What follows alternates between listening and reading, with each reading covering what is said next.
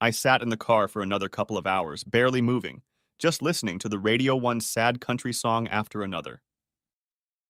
From afar, I watched the police officers come and go, removing evidence from the room and from the cars.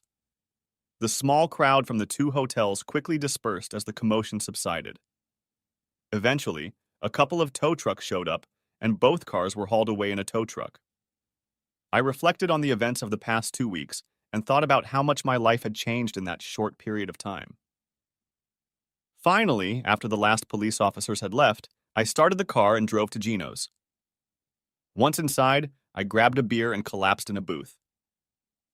About 10 minutes later, Trev came in from work and sat down at the table. He looked at me soberly and finally said, "You're here, not in jail, so it went as planned. But you don't seem happy about it." I recounted everything that happened that night and what I had seen. He shook his head and said nothing. Finally, after a few minutes, I said, "I'm trying to come to terms with the fact that it's really over. On one hand, I'm glad, but on the other hand, I feel so incredibly lost. 2 weeks ago, I knew what I had and where my life was going.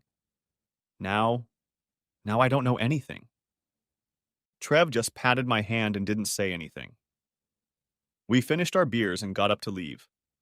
Trev asked, "Are you ready for your acting job?" I nodded. "I'm not looking forward to it, but I'm as ready as I'll ever be." Trev smiled sadly and said, "Break a leg." We exchanged keys again and I got in my truck and drove home. I pulled into the driveway and parked behind Donna's car. As I approached the house, I took a deep breath and walked inside. I was greeted on the doorstep by a very excited babysitter. "Mr. Colville, I thought you were Mrs. Colville." "Hi, Christy, isn't Donna here?" I said, feigning surprise. She shook her head. "She left around 7 and said she'd be home at 1 o'clock or 30. It's not like her to be late." "Donna and Josie must have gone somewhere after dinner and forgot the time. Or maybe she's at Josie's house," I suggested. Now it was Christy's turn to look surprised. But it wasn't Josie or Mary who took Mrs. Colville. It was a woman named Connie who came to pick her up." "Are you sure? She told me she was having dinner with Josie tonight." Christy nodded. "I'm sure her name was Connie.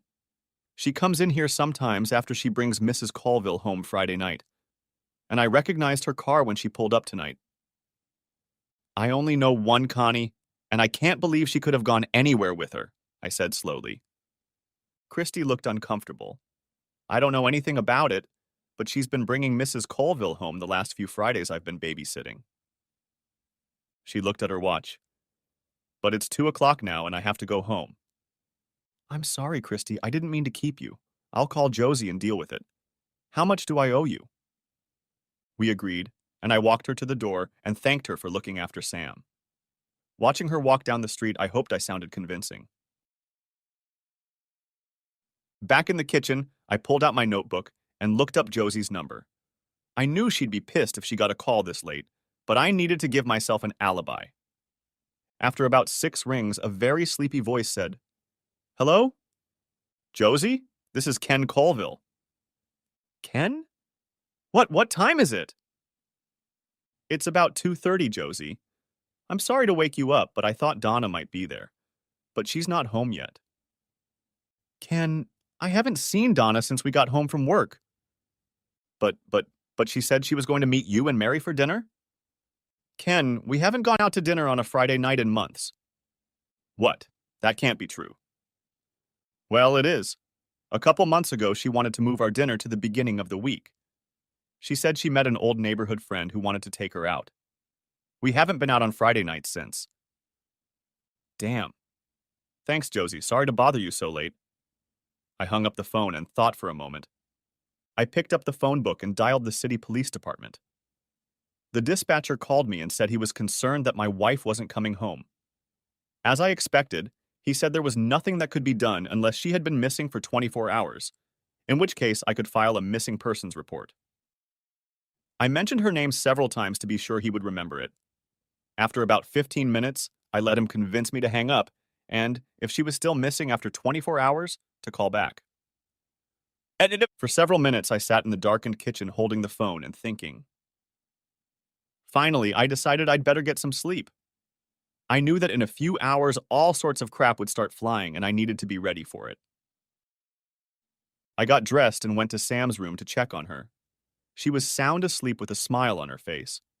She was probably having pleasant dreams that only the young and truly innocent are capable of. How I envied her. As I looked at my girl, a lump rose in my throat and a burning sensation appeared in my eyes. I realized I didn't want to be alone.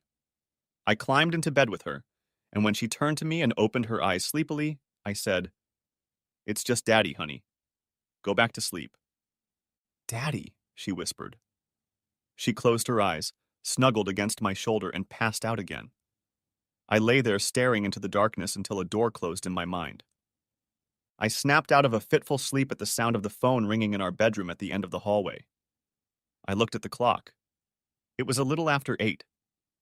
I sat up, carefully removed Sam from my arm, swung my legs off the bed, and almost ran to the phone. "Hello?" "Ken, it's Jack. What's going on with Donna?" He practically shouted into the receiver. Jack was Donna's father. Jack and Brenda, Donna's mother, lived in a small town about 20 miles away. He had been retired for several years now. On a small pension, Social Security, and their savings, they managed to survive. Once retired, they decided to move from the Upper Peninsula to upstate to be closer to the medical care Brenda needed because of her diabetes and blood pressure problems. I liked Jack and Brenda from the beginning, and we always got along well. They always tried to see Sam as often as possible and spoiled her the way only loving grandparents can. Their son still lived in California with his wife and 2 grandchildren, so Sam got most of their attention. I knew this was going to be especially hard for them right now. "Jack, Donna was gone when I got home from work. The babysitter said she had to be home at least an hour before. I called the girlfriend she was supposed to be out with, but she hadn't seen her. I even called the police. Ken, she just called here. She was almost hysterical and wouldn't stop crying. She kept saying, 'It's a mistake, it's a mistake,' over and over again. I was finally able to get her to tell me that she was in the Eaton County Jail. She couldn't or wouldn't tell me why. And she wouldn't answer me when I asked if she had called you." "What the hell? Jack, she didn't call me. I'll get dressed and go over there. Can you and Brenda watch Sam for me?" "Yeah, sure. Whatever you need, Ken." As I hung up the phone, I heard a noise outside the door. I turned around, and there stood Sam with a plush puppy clutched to her chest. "Daddy, where's Mommy?" she said. After thinking for a moment, I replied, "Mommy had to leave for work early this morning, sweetie. How would you feel about visiting Grandpa Jack and Grandma Bren this morning?" She thought for a bit and said, "Okay, but can I have breakfast first?" "Sure, honey. We'll both have breakfast. How about it?" We ate and got dressed pretty quickly. I loaded Sam into the car, and we headed over to Jack and Brenda's house.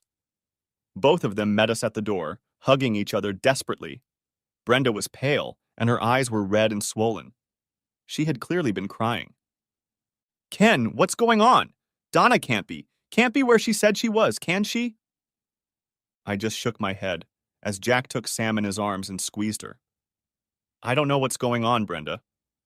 All I know is that she wasn't with the person she said she was going out with last night. And from what the babysitter said, it wasn't the first time." Jack sat Sam down and told her, "Sam, I think there's a donut with sprinkles on the kitchen table for you. Why don't you go and have a look?" "Okay, Grandpa." And Sam trotted out of the living room and into the kitchen. Jack turned to me and said, "Ken, did you two have a problem?" I kept the puzzled look on my face and shook my head again. "Not that I know of, Jack. Donna has been acting a little strange and out of sorts the last few weeks. But we talked about it, and she said she was just tired of the schedule we've been keeping." "Why? Didn't she say anything to you?" Brenda and Jack looked at each other, and then Jack said, "Ken, we haven't seen her, or even talked to her hardly at all for almost a month. She hasn't called us, and if we have called her, she's excused herself and said she's too busy to talk. And it's really frustrating to us that in all that time, she never brought Sam back once. And that's not like her either." I nodded slowly and said, "Let me drive down there and find out what happened. I'll call you or bring her here." I turned and walked out the door, Jack walking right behind me. He put his hand on my shoulder and said, "Thanks, Ken. I'd go with you, but right now I'm afraid to leave Brenda alone. I think her blood pressure is spiking, and I had a hard time getting her to stop crying after Donna called." "I understand, Jack. Just take care of both of them, and I'll be back here as soon as I can." I got in the car and hit the road. The county jail was right next to the county courthouse, about 20 miles away. I had driven by it many times over the years, but never had the opportunity to go inside. Fortunately, there were several signs directing me to the visitor's entrance. Inside was a waiting area that was nearly empty, except for the front desk where several uniformed officers were working at tables. On the counter hung a sign instructing visitors to check in, and next to it was a clipboard. As I reached for a pen, one of the officers looked up and said, "May I help you?" Even though I was expecting this, I was confused and couldn't think of what to say in response. Finally, I said, "I think you are keeping my wife here. She called my father-in-law this morning. We don't know why." She asked rudely, "What's her name?" Donna Colville." She opened the folder lying in front of her and flipped through some papers. Without looking at me, she said, "Yes, she's here." She turned to another officer and asked, "Who's handling yesterday's holdup at the Red Roof Inn?" "Detectives Williams and Prescott," the second officer replied. The first officer picked up the phone and dialed the number. She turned away, saying something into the receiver. She hung up the phone and turned to me. "Have a seat, Detective Williams is here to pick you up." I sat staring at the floor for about 10 minutes until a man in plain clothes came out of an armored door at the back of the building and looked at me. He looked to be about 40, shorter than me, but stocky. He had a competent look. He approached me and said, "I'm Detective Williams. Are you Donna Colville's husband?" Yes. Is she all right? What's going on? Why is she here?" "Let's go in my office," he said, and pointed down the hallway. I followed him down the hallway and walked through a door labeled Detectives. We were the only people in a room with 4 desks with chairs and many file cabinets scattered around the walls. He closed the door behind me, pointed to a chair next to one of the desks, and said, "Have a seat. Let me see your driver's license, please." I held out my ID to him, and he opened a folder on his desk and compared what looked like a photocopy of Donna's license to it. He nodded and handed it back to me. "Mr. Colville, I'm sorry to inform you that your wife was arrested last night during a drug bust at the Red Roof Inn on Forest Road." I tried to feign embarrassment and disbelief. "What? No, there must be some mistake." "There's no mistake, Mr. Colville. Following a tip about an impending drug purchase, the Tri-County Drug Task Force raided a specific hotel room. A large quantity of illegal items were seized in the room as well as in 2 automobiles belonging to the occupants of that room. 2 weapons were also found during the search." I leaned back in my chair and looked completely dumbfounded. Detective Williams looked at me sympathetically for a while and then said, "I have read the officers' affidavits and can tell you in general terms what they observed and what they will testify to. Would you like to know? I must warn you that what you hear may shock you." I stared at him for a moment and, without saying anything, nodded my head in agreement. "So, upon entering the room, the officer saw 2 males and 2 Caucasian females. Drugs were openly present on them. One of the male suspects resisted arrest and assaulted one of the officers. He was subdued and all 4 were arrested and brought here." When he finished, I bent over in my chair, covered my eyes with my hands, and repeated in a whisper, No. This can't be happening." "Excuse me, Mr. Colville, but I need to ask you some questions." I looked at him over my fingertips. To my surprise, there were actually tears in my eyes, and it wasn't an act. Hearing his words brought back the emotional shock and disorientation I'd experienced when I first learned of Donna's betrayal. "Mr. Colville, you can't be forced to testify against your wife, but perhaps you would like to add something to what we know?" I shook my head from side to side. I don't understand it. I just don't understand it. We have a 4-year-old daughter. How? How could she do this? How could she? I said, as tears ran down my face. You didn't know your wife was involved with drugs or had a drug problem. I looked up at him and shook my head. We never had a problem with them. The only time we experimented with marijuana was over 4 years ago. And that's when she said she didn't like it. We haven't tried it again. I hesitated for a few seconds. But wait, I remember something. One night, about 6 or 7 months ago, I came home from work and my wife was visiting that evening. She was in the bathroom, and she was nauseous and vomiting. She was out with an old neighbor of ours named Connie. She admitted that she smoked a joint with her that night. We had a big fight about it, and she said she'd never go out with her again. I saw the detective's eyes go wide when I mentioned Connie's name. Take that, bitch, I thought. The detective hesitated for a moment and finally said, Mr. Colville, your wife is going to need a lawyer. The court hearing will be Monday morning from 10 to 11. If she does not have an attorney, one will be appointed to represent her. Bail will be set at arraignment. I pulled out a handkerchief and wiped my eyes. I nodded. Can I get a copy of the arrest report and what she is charged with? He nodded. Yes, I'll make you a copy. Can you tell me who she was arrested with?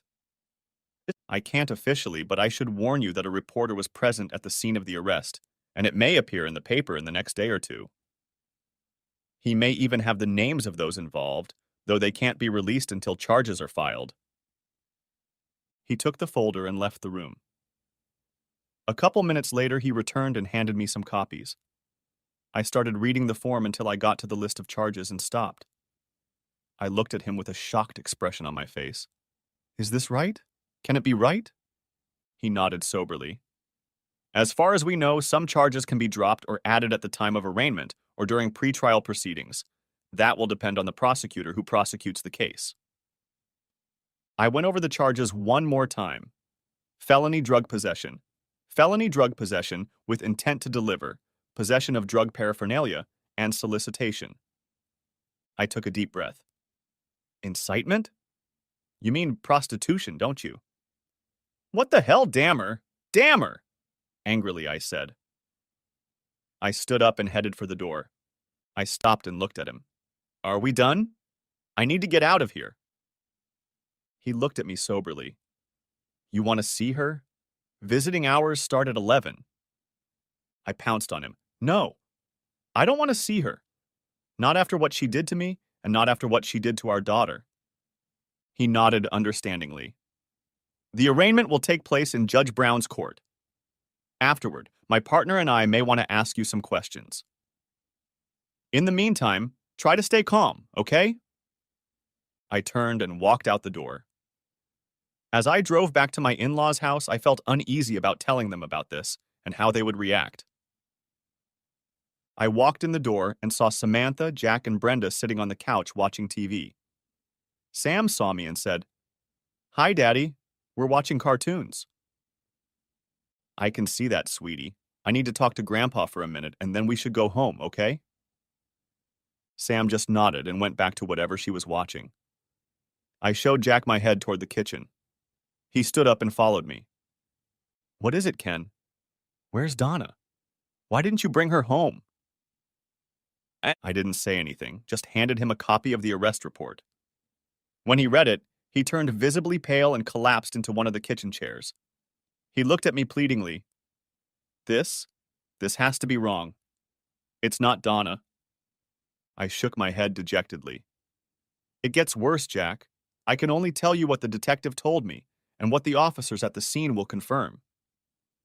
I took a deep breath and repeated. Officers entered the room and saw 2 males and 2 females. A quantity of prohibited items were openly found in the room. One of the males resisted arrest and assaulted one of the officers. He was subdued, and all 4 were arrested. Jack's mouth fell open. Tears sprang from his eyes, and a groan like that of a wounded animal escaped from deep within his chest. He covered his face and cried.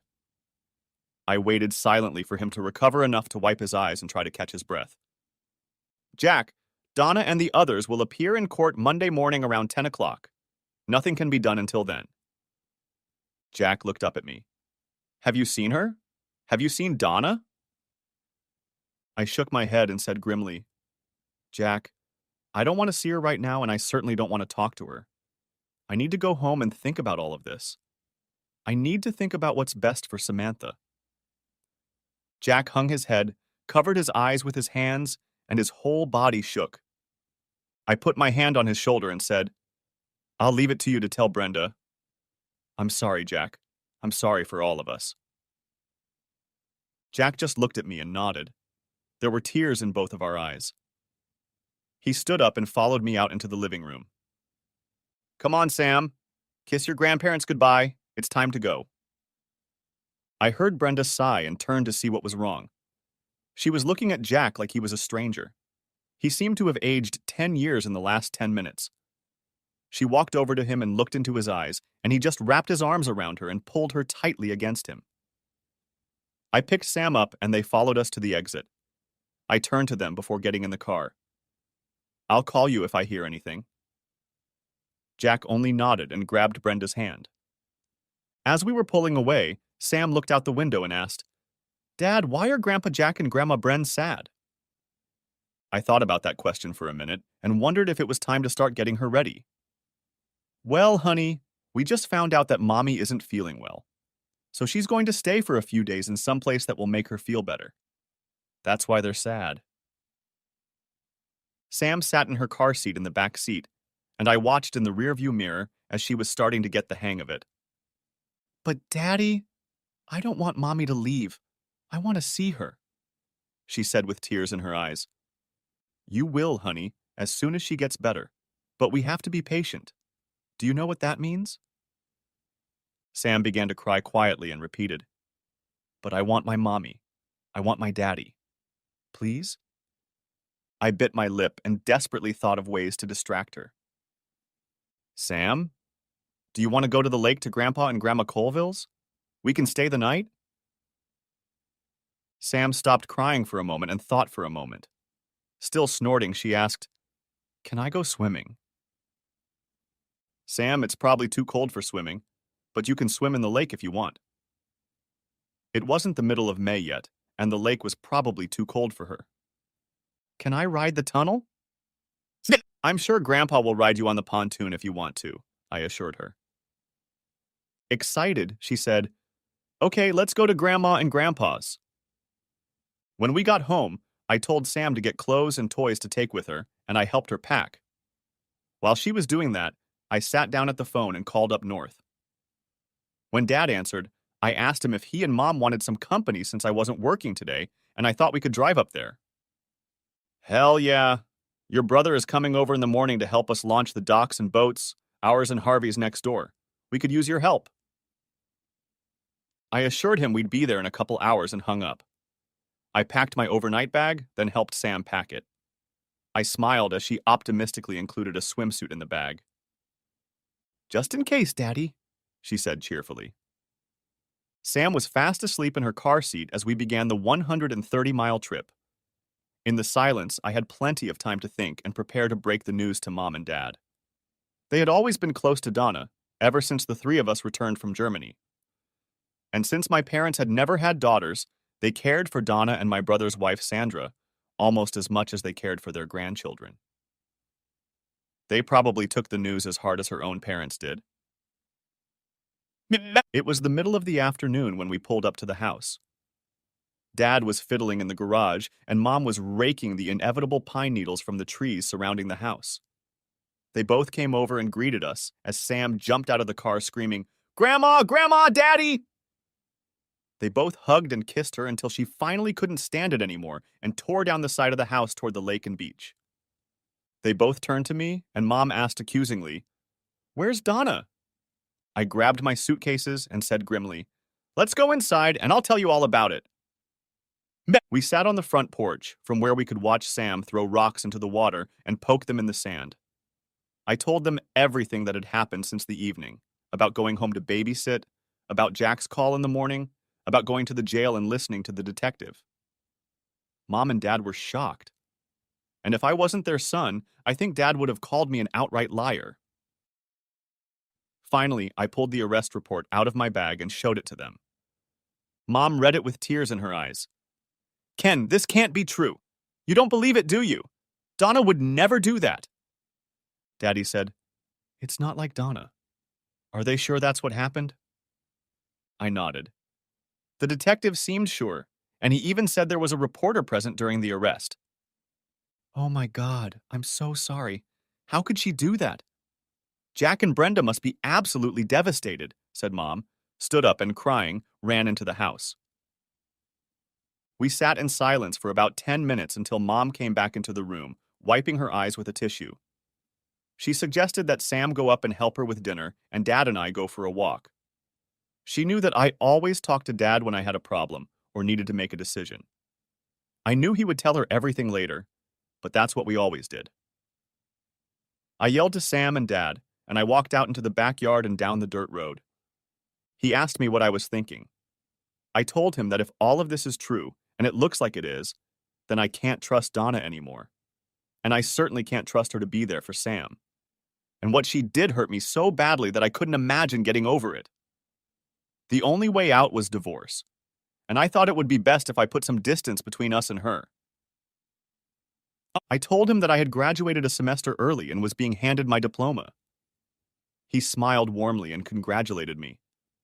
I just nodded and said that, all things considered, it was a bittersweet accomplishment. Anyway, I sent out over 100 resumes and applications all over the state. It was likely that I would be able to find a job away from our hometown. I figured the farther away the better. We talked about other things for a while. Their house in Florida, the possibility of an addition to the house here on the lake, my brother and his family. Finally, he told me that he and my mom had decided to give up their apartment in the city. It was too expensive, and they really couldn't afford to keep the house on the lake, the apartment in the city, and the two-family house in a retirement park in Florida. I nodded when he said that. My brother and I often wondered why they even bothered trying. Finally, our walk ended at the house. But before we entered the house, Dad stopped and said, Whatever you decide to do with Donna, make sure you do it for the right reasons. I know you loved her. Maybe you still do. You know we don't believe in divorce only as a last resort, but your mom and I will support you. Is there anything we can do to help you and Samantha? When he said that, I started to gasp again. Thank you, Dad. Could you and Mom keep Sam for me this week? I have a lot to take care of with all of this, and I have to keep working until I find another job. Sure, son, I'll talk to your mom. I'm sure she'll be as happy to have Sam around as I am. We spent the rest of the evening eating dinner, visiting and playing games with Sam. We avoided talking about Donna, and by the time Sam went to bed, I was exhausted. I hadn't gotten much sleep the night before, and I was emotionally exhausted. I headed to bed, having warned Dad that we had to start work at 9 the next morning. At 8, I was already up and eating breakfast when Harvey stopped by to see me. Harvey was in his 70s and had owned the cottage next door for over 30 years. His wife had passed away a couple years before that. He now divided his time between the cottage and the homes of his 3 married children. Only one of his children, his oldest son, still lived in Michigan, and he himself had 2 college-age children. Until a couple years ago, the 2 grandchildren, a girl and a boy, could be seen here almost every weekend. They were out with friends, swimming, water skiing, and just having a great time. I called them kids, but really they were only 5 or 6 years younger than Donna and me. But as both of them got more and more involved with their college studies, they pretty much stopped coming to the lake. Harvey was a friendly old geezer. He and his wife had been close to Mom and Dad for years. He sat down with a cup of coffee, and we chatted for a while. Dad and Mom bragged about me getting my engineering degree from Michigan State University. He congratulated me and then informed me that his granddaughter Casey was graduating from Grand Valley next week. Can you believe it? She's getting a degree in kinesiology. I can hardly pronounce that word, much less write it. He laughed. Yeah, she wants to spend some time here this summer while she looks for a job. She hasn't been here much the last couple years and she misses the lake. She's afraid that when she starts working, she won't have that opportunity for a long time. About this time, my brother John showed up with his daughter Elaine, who was a year older than Sam. Sandra stayed home with the younger one as John was only coming for the day. Elaine happily went to Sam's room to get her up. Dad, John, Harvey, and I set to work. Once the four of us got to work, the job went pretty quickly. By lunchtime, we had the docks built. After a short break, we borrowed a pontoon trailer from a neighbor down the road and launched both pontoons, Dad's and Harvey's. Finally, we put Harvey's speedboat and Dad's fishing boat in. Sam and Elaine couldn't wait to get on the pontoon. At the end of the day, we loaded everyone onto the pontoon and took a short walk around our part of the lake. I was pleasantly exhausted, but I managed to put Donna out of my mind for most of the day. At one point, I did have to explain to John what was going on. After he got over the initial shock, we agreed to meet for lunch later in the week and talk some more. I suggested that Sam stay at the lake with her grandparents. At first, she was worried that she would miss preschool, but I assured her that I would call the school and they wouldn't mind if she missed a week. After a quick dinner, I packed up my things and said goodbye to everyone. I hugged and kissed Sam and told her to be good for her grandparents. I assured her that I would call her every day and that Grandpa would bring her home on Friday. As I drove home, I reflected on the fact that I was more calm than I had been in weeks.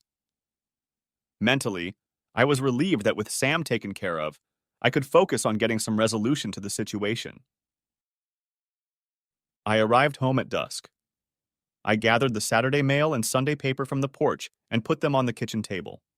I glanced at the answering machine in the room where the message light was blinking. There were 3 messages there. Trevor had called and wanted to know how I was doing. Jack called and asked me to call him back. The third call was from Donna. When I realized whose barely audible voice it was, my heart raced. She said weakly, Ken, where are you?" I could hear her struggling to suppress a sob, and her voice shook. "Ken, please take me away from here. This is a mistake. I don't know what you think, but it's not true. Dad barely talks to me, and Mom won't come to the phone. I don't know who else to call. Please?" She started to cry openly, and then the call cut off. I froze for a moment, trying to go back to that moment, to bring back the anger and hatred I felt just last Friday night. Mostly I was just sad and bitter. I picked up the phone and called Jack. When he answered, I said, "Jack, it's Ken. How's Brenda?" In a tired, dull voice, he said, "Ken, I tried to call you, but you weren't home." "I know. I decided to take Sam to the lake to see Mom and Dad. I just got back. They're going to keep Sam at their place for this week." "Brenda's in the hospital, Ken. I took her to the ER yesterday. After I told her everything you told me, her blood pressure went dangerously high. She's probably having an emotional breakdown too. The doctor said she needs to be kept under sedation and observation for a couple days." "Damn it. I'm sorry, Jack. I hope she's going to be okay." "Me too, Ken. But I wanted to tell you that Donna called again early this morning. I could barely stand to talk to her. I didn't know what to say. She did that to her mother, and now I can't forgive her for it. In the end, I just hung up the phone." "Yeah, I know, Jack. She left a message on our answering machine, too. Begged me to come and get her out of there. Claimed it was all a mistake." I hesitated for a moment. "I'm planning on going to the arraignment tomorrow. How about you?" I said, "I think I need to go back to the hospital in the morning. If Brenda sees me, it will help calm her down."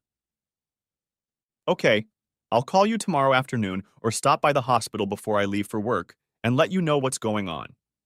Tell Brenda I said hi, okay?" "I will. Thanks, Ken." Hanging up the phone, I quickly went through the mail. There were several envelopes from the engineering firms I had applied to. I opened them and flipped through the letters. One said they had no current openings but would keep my resume on file. The other said to contact the employment agency they use to fill vacancies when they come up. No good, I thought. I turned on the TV and opened the Sunday paper. To the sound of the TV, I sleepily flipped through the pages and half-heartedly browsed the news. Suddenly, I woke up. At the bottom of the front page of the Metro section was an article headlined, Major Drug Raid on the East Side. It took up several columns and continued on the inside page. There were two photos on the inside page. One showed the back half of a Lincoln Town car with the trunk open, with two officers rummaging around in it. In the background could be seen the open door of a hotel room and one of the beds with linen scattered on it. Another picture showed a handcuffed man being put into a police car. From the profile and the fact that he was walking by himself, I realized it was James. The article said that two suspects, a man and a woman, were taken into custody, and that the state attorney's office was very interested in the fact that one of the male suspects was a state corrections officer. A large amount of drugs were seized in cars belonging to the two suspects. A gun and a knife were also found in the room. The suspects were expected to be arraigned Monday. And underneath the photos, in addition to the journalist's autograph, was Dennis Thompson's autograph. I paused, contemplating it. I knew from previous interactions with him that although he worked for free, he had an office in the newspaper building. I thought it would be helpful to pay him a visit first thing the next day. The last thing I did before going to bed was to call Trevor back. When he answered, I quickly brought him up to speed and told him about everything that had happened over the weekend. We talked a bit about how it all affected her parents and my parents. I told him that I planned to be at work all week as Sam would be taken care of. I was about to hang up when he said he had some news too. He had received a letter from General Motors saying that his apprenticeship program would begin in 2 weeks. I congratulated him and told him that no one deserves it more. And I meant it. Trevor was a good guy, hardworking and smart, too smart to spend his life on an assembly line. The next morning, I was up early. By 8, I was on the phone with the office of the divorce attorney I had called the previous week. I was lucky and was able to make an appointment for the afternoon. By 8:30, I was standing outside Dennis Thompson's office in the newspaper building and knocked on his door. He opened the door and said without any warmth, "Yes, what do you need?" He was a couple years younger than me, tall and thin. His appearance was somewhat unkempt, as if he didn't care much for his appearance. "Mr. Thompson, my name is Ken Colville. I'd like to talk to you about the pictures you published in Sunday's paper about the drug bust." "Yes? Come in. Have we met before? You look familiar to me." Trying to speak a little louder than usual, I replied, "I don't think so." "Okay, so what are you interested in?" "My wife is Donna Colville. She was one of the women arrested at that motel." That statement got his undivided attention. "I'm sorry to hear that," he said. "Yeah, I'm sure you are. I'm filing for divorce." "Judging from the pictures in the paper and the detective's comment, I assume you have other pictures that my divorce attorney might want to see." "Yes, there are other pictures. But why should I provide them to you?" I decided to take the direct approach and see what he would do. "Look, Mr. Thompson, I'll pay you $500 for a set of any photographs you may have, and I'll sign an agreement that they are for my personal use in any lawsuit I may be involved in and will not be published anywhere." He thought for a moment. "Like I said, why should I provide them to you? Wouldn't you rather have my attorney call you and the pictures to the divorce hearing? That way you'll get the money and won't have to worry." He stared at me for a moment, then laughed. "Yeah, you're probably right." He reached for the stack of manila envelopes on the corner of the desk and started going through them. Finally, he found the one he was looking for and held it out to me across the table. Then he reached into the file drawer under the desk and pulled out a couple of printed sheets. "There are 2 sets of 5x7 sheets here. I must warn you that some of them are quite graphic. Look through them and see if they're what you're looking for while I fill out the standard contract forms. Oh, and you can write me a check for $550. 500 for the rights to the photographs and 50 for the prints. You give me back the prints and I'll give you back the 50. Deal?" I only snorted at him, since I was sure he knew the prints would never be returned. I carefully opened the envelope and pulled out a stack of photos. Quickly flipping through them, I felt my throat constrict and suddenly felt dizzy. "Yes, this is what I need, and I recognize the other woman," I said in almost a whisper, tucking them back into the envelope. He stopped writing for a moment and looked at me intently. You didn't know anything about this, did you? Are the kids involved too? I didn't answer anything, just nodded. He shook his head and said, I moonlight as a private investigator from time to time. It's amazing how painful it can be when a man or woman finds out their spouse isn't who they say they are. With shaky hands, I pulled out my checkbook and wrote a check. We both signed the contracts, a copy for each of us, and I handed him the money. Taking the check, he said, Thanks, I couldn't use most of these pictures anyway. They're too graphic and too likely to be sued if I did. I nodded. I can offer you a few more cases. Another woman has 2 ex-husbands who would also like custody of their children. I'll let them know about it, and I bet they'd be willing to pay you for copies. As I was about to leave, he stood up and held out his hand and one of his business cards to me. I wish you luck with your divorce. With these pictures, there should be no custody issues. Without another word, I turned and walked out.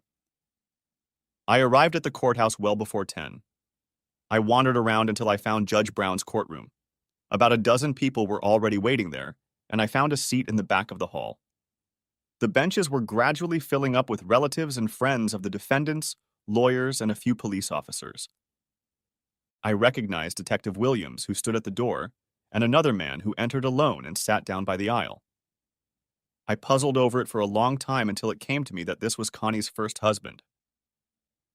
I had seen him a couple of times a few years ago when we lived next door to her. I made a mental note to try to catch him before he left. The judge and bailiff came in and announced the first case. A steady stream of prisoners in orange jumpsuits under escort appeared before the judge one by one to read the charges and plead guilty. Some prisoners were handcuffed, some were not. The judge would review the arrest file and read the prosecutor's recommendations. He would then set bail and a court date, after which the prisoners would be escorted out just as quickly. Then the next group was brought in. The third group of inmates were brought in by Donna, Connie, Curtis, and James. Curtis and James were handcuffed. Curtis was walking, limping, with a bandage on his nose. He looked angry and belligerent. James stared at the floor most of the time, sullen and depressed. Donna and Connie looked just awful. Hair unkept, no makeup, eyes red and puffy, and obvious wrinkles on their faces from exertion. They were both looking around, as if hoping to find someone they knew. I tried to stay behind the one ahead of me so she wouldn't notice me. I saw her shoulders slump as she decided she was alone. Curtis was called in first. The charge that was read out had all the drug-related counts, as well as resisting arrest and assaulting a police officer. The lawyer standing next to him pleaded not guilty, and the judge set bail at $100,000 and set a date for next month. James was called in next, and the charges were read to him, including all the drug charges and another charge I didn't quite make out. A man stood up and introduced himself as the district attorney. He and the attorney representing James approached the bench. After a few words with the judge, both attorneys stepped back. The defense attorney pleaded not guilty. The judge set bail at $200,000 and said a trial date would be set later. I gathered from the resulting murmur of conversation that the bail amount must have been something unusual. Connie was called in next. The usual drug charges were read to her and an incitement charge was added. Connie pleaded not guilty and bail was set at $25,000. Donna was called in next, and when she stood up to plead guilty, tears streamed down her face and her attorney had to hold her hand to keep her upright. So badly was she shaking. The same charges were read again, including solicitation. The lawyer found her not guilty and her bail was set at $25,000, the same as Connie's. The 4 of them were led away and Donna never looked up again. I stood up and headed down the aisle as the next group was led into the hall. I remembered that Connie's ex-husband's name was Mark. I called out to him as he walked out the door. He stopped and turned around. You probably don't remember me. I'm Ken Colville, Donna's husband, I said. Yeah, I think I remember. It's a hell of a thing, isn't it? He said. I just shook my head in agreement. I have an appointment with a divorce lawyer this afternoon, but I wanted to catch you. I remember a while back you tried to get custody of your son, right? Yes, but never got anywhere in court. But I think this will help. He smiled humorlessly. I think so. Here's the business card of the photographer who took the bust pictures. They'll make your custody dispute a win-win. It'll cost you a few bucks, but it'll be worth it. You might want to let Connie's other ex know about it too. The pictures are that bad, aren't they? Or maybe I should say good. Yes, I'll let him know. Thanks. As I turned to leave, Detective Williams touched my arm. Mr. Colville? I stopped and looked at him. Oh, hi. How are you? Brenda! Do you have a few minutes to talk to me and my partner? He was polite, but I got the impression that the request was rather directive. Internally, I sighed and thought I could get this over with. I said, sure. Let's go to one of the interrogation rooms. I just nodded and followed him into the sheriff's building.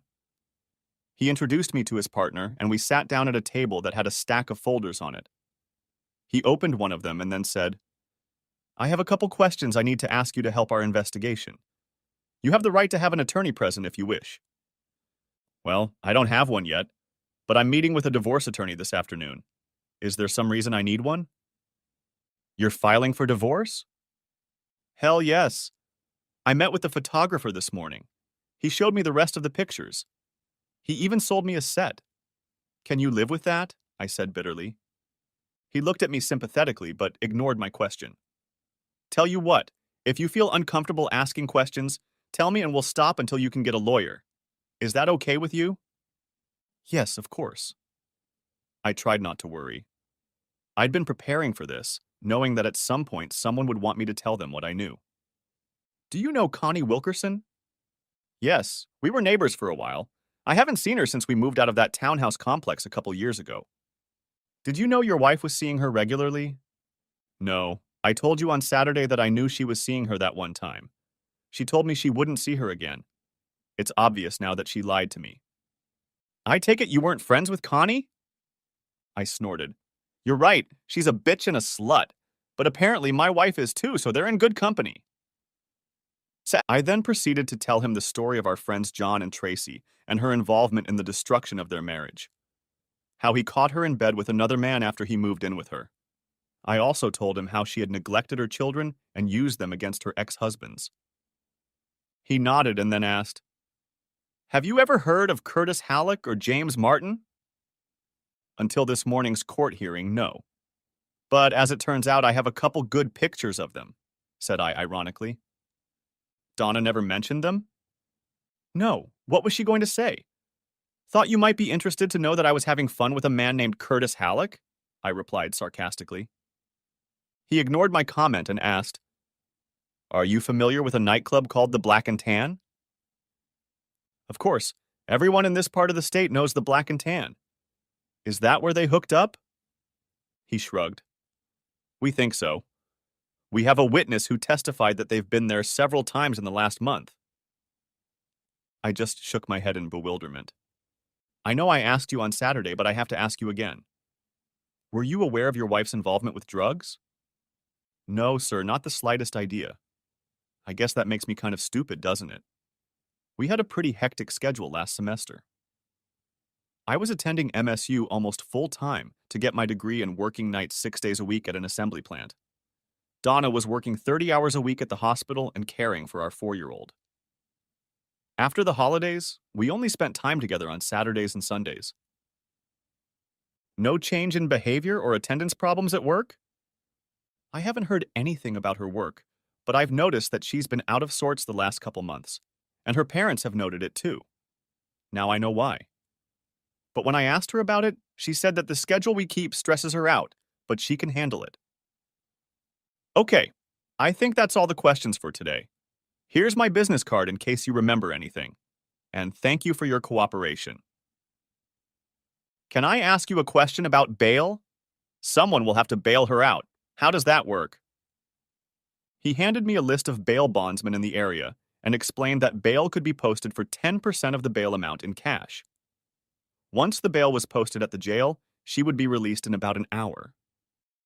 As I drove away, I thought the interview had gone very well and felt very relieved. I decided that I had better see Jack and Brenda before I met with the lawyer.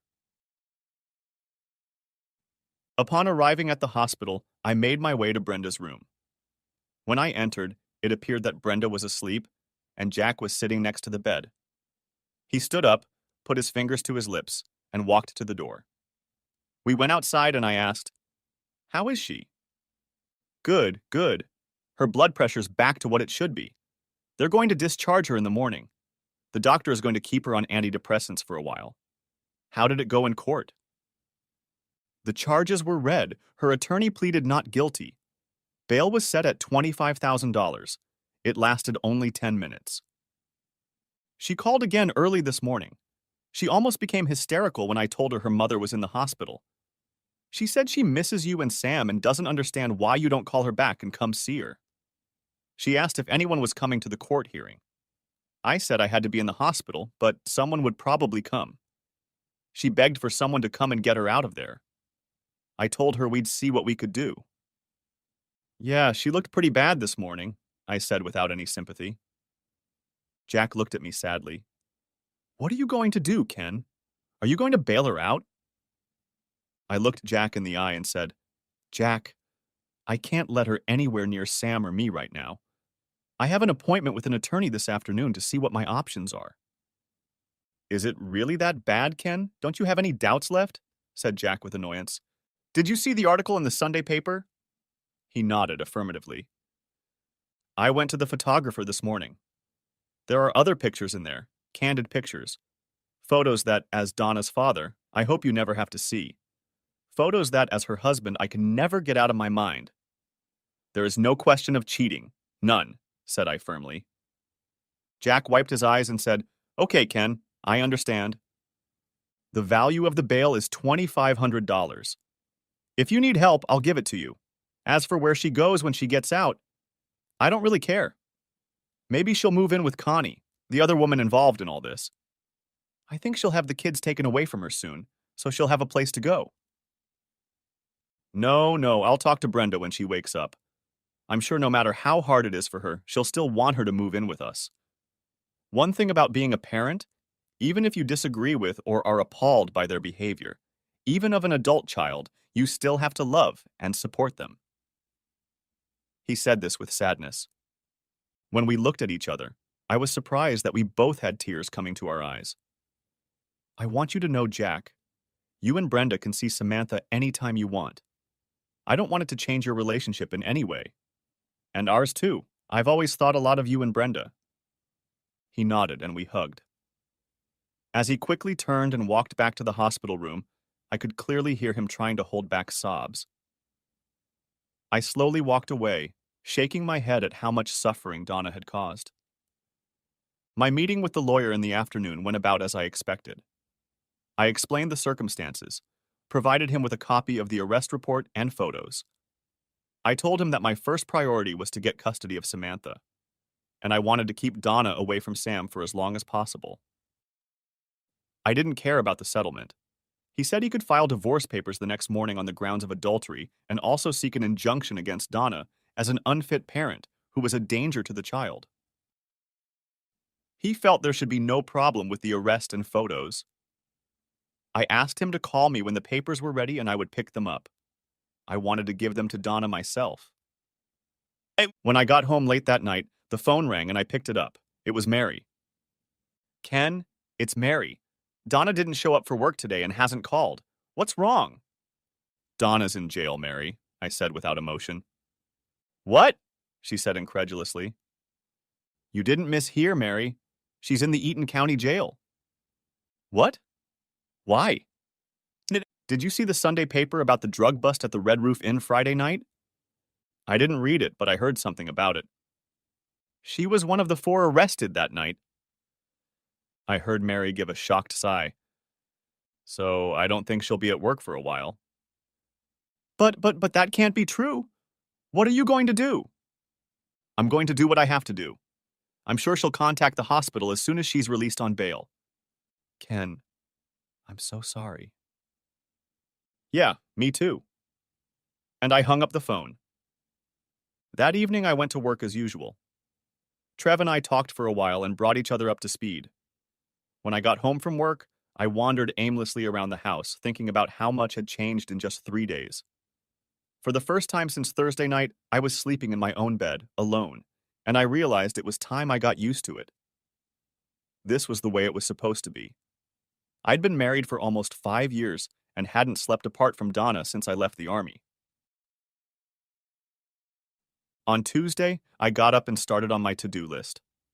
I got Donna's luggage and a few boxes out of the basement and started packing her things. All of her clothes, shoes, and toiletries I packed and put in the trunk of her car. All of her things on hangers I pulled out of the closet and spread them out in the back seat. Just as I was finishing up, the phone rang. When I answered it, it was a reporter from the local TV station asking if Donna Colville lived here. I replied that she didn't and hung up. Just then the phone rang again, and it was the same man. He insisted it was the number of Donna Colville, who had been arrested the previous Friday night. I asked how he knew that, and he said it was in today's paper. I told him there was no one here by that name and hung up again. I hadn't picked up the newspaper from the porch yet this morning. I figured I'd better find out what was in store for me.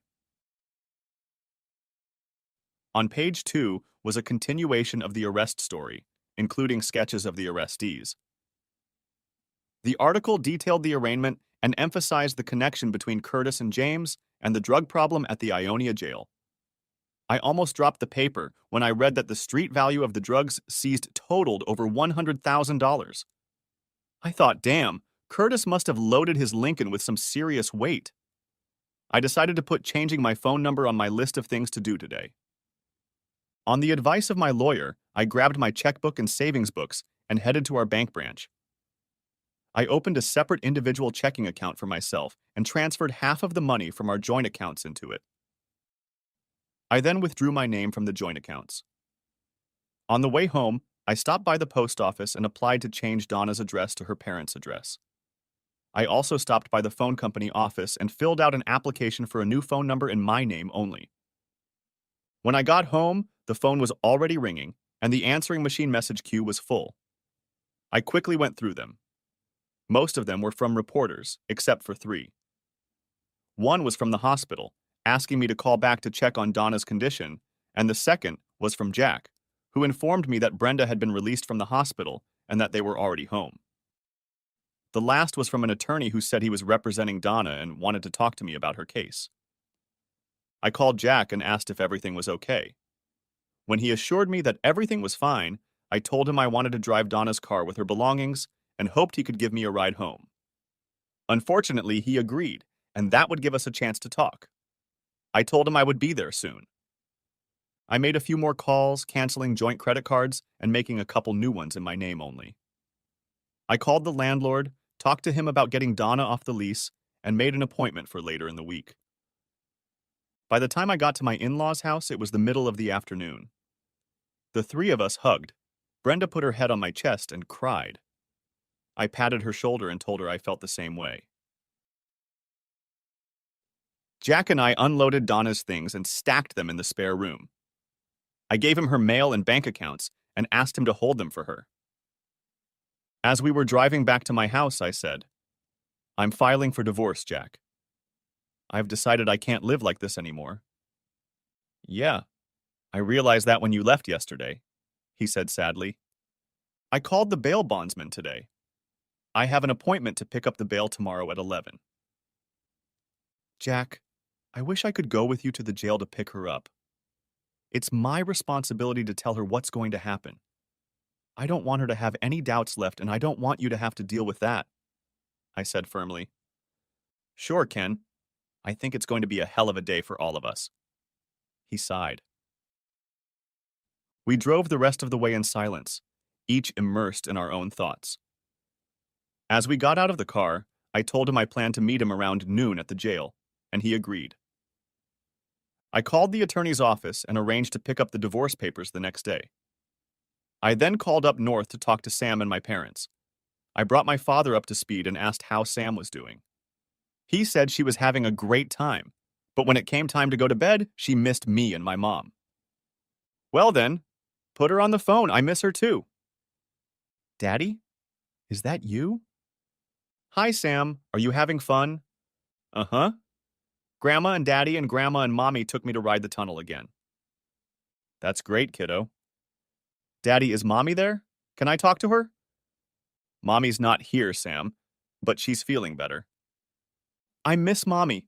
Can you get her to call me on the phone so I can tell her about the tunnel ride and everything? Sure, Sam, I said, my heart breaking. We talked for a few more minutes, after which she decided she needed to go back to the dock to see what Grandpa was doing. As I hung up the phone, I shuddered to think of what would happen when she realized she wouldn't see her mother for a long time. Going to work, I encountered another unpleasantness. The story in the newspaper had gotten a lot of publicity, and I was bombarded with questions from friends and coworkers. When it was finally lunchtime, I told Trev I couldn't take it anymore. He nodded and said, "Let's go to the foreman." I explained the situation, and the foreman said it was okay to take the rest of the shift off. I thanked him, and Trev walked me to the gate. You know, Trev, there's one thing I don't understand. The paper said the street value of the drugs they found was over 100 grand. Where did that come from? He laughed. You know, sometimes the strangest things happen. From what I heard on the street, apparently they were really doing drugs that night. Looking around, I asked, "Are there any rumors about what really happened that night?"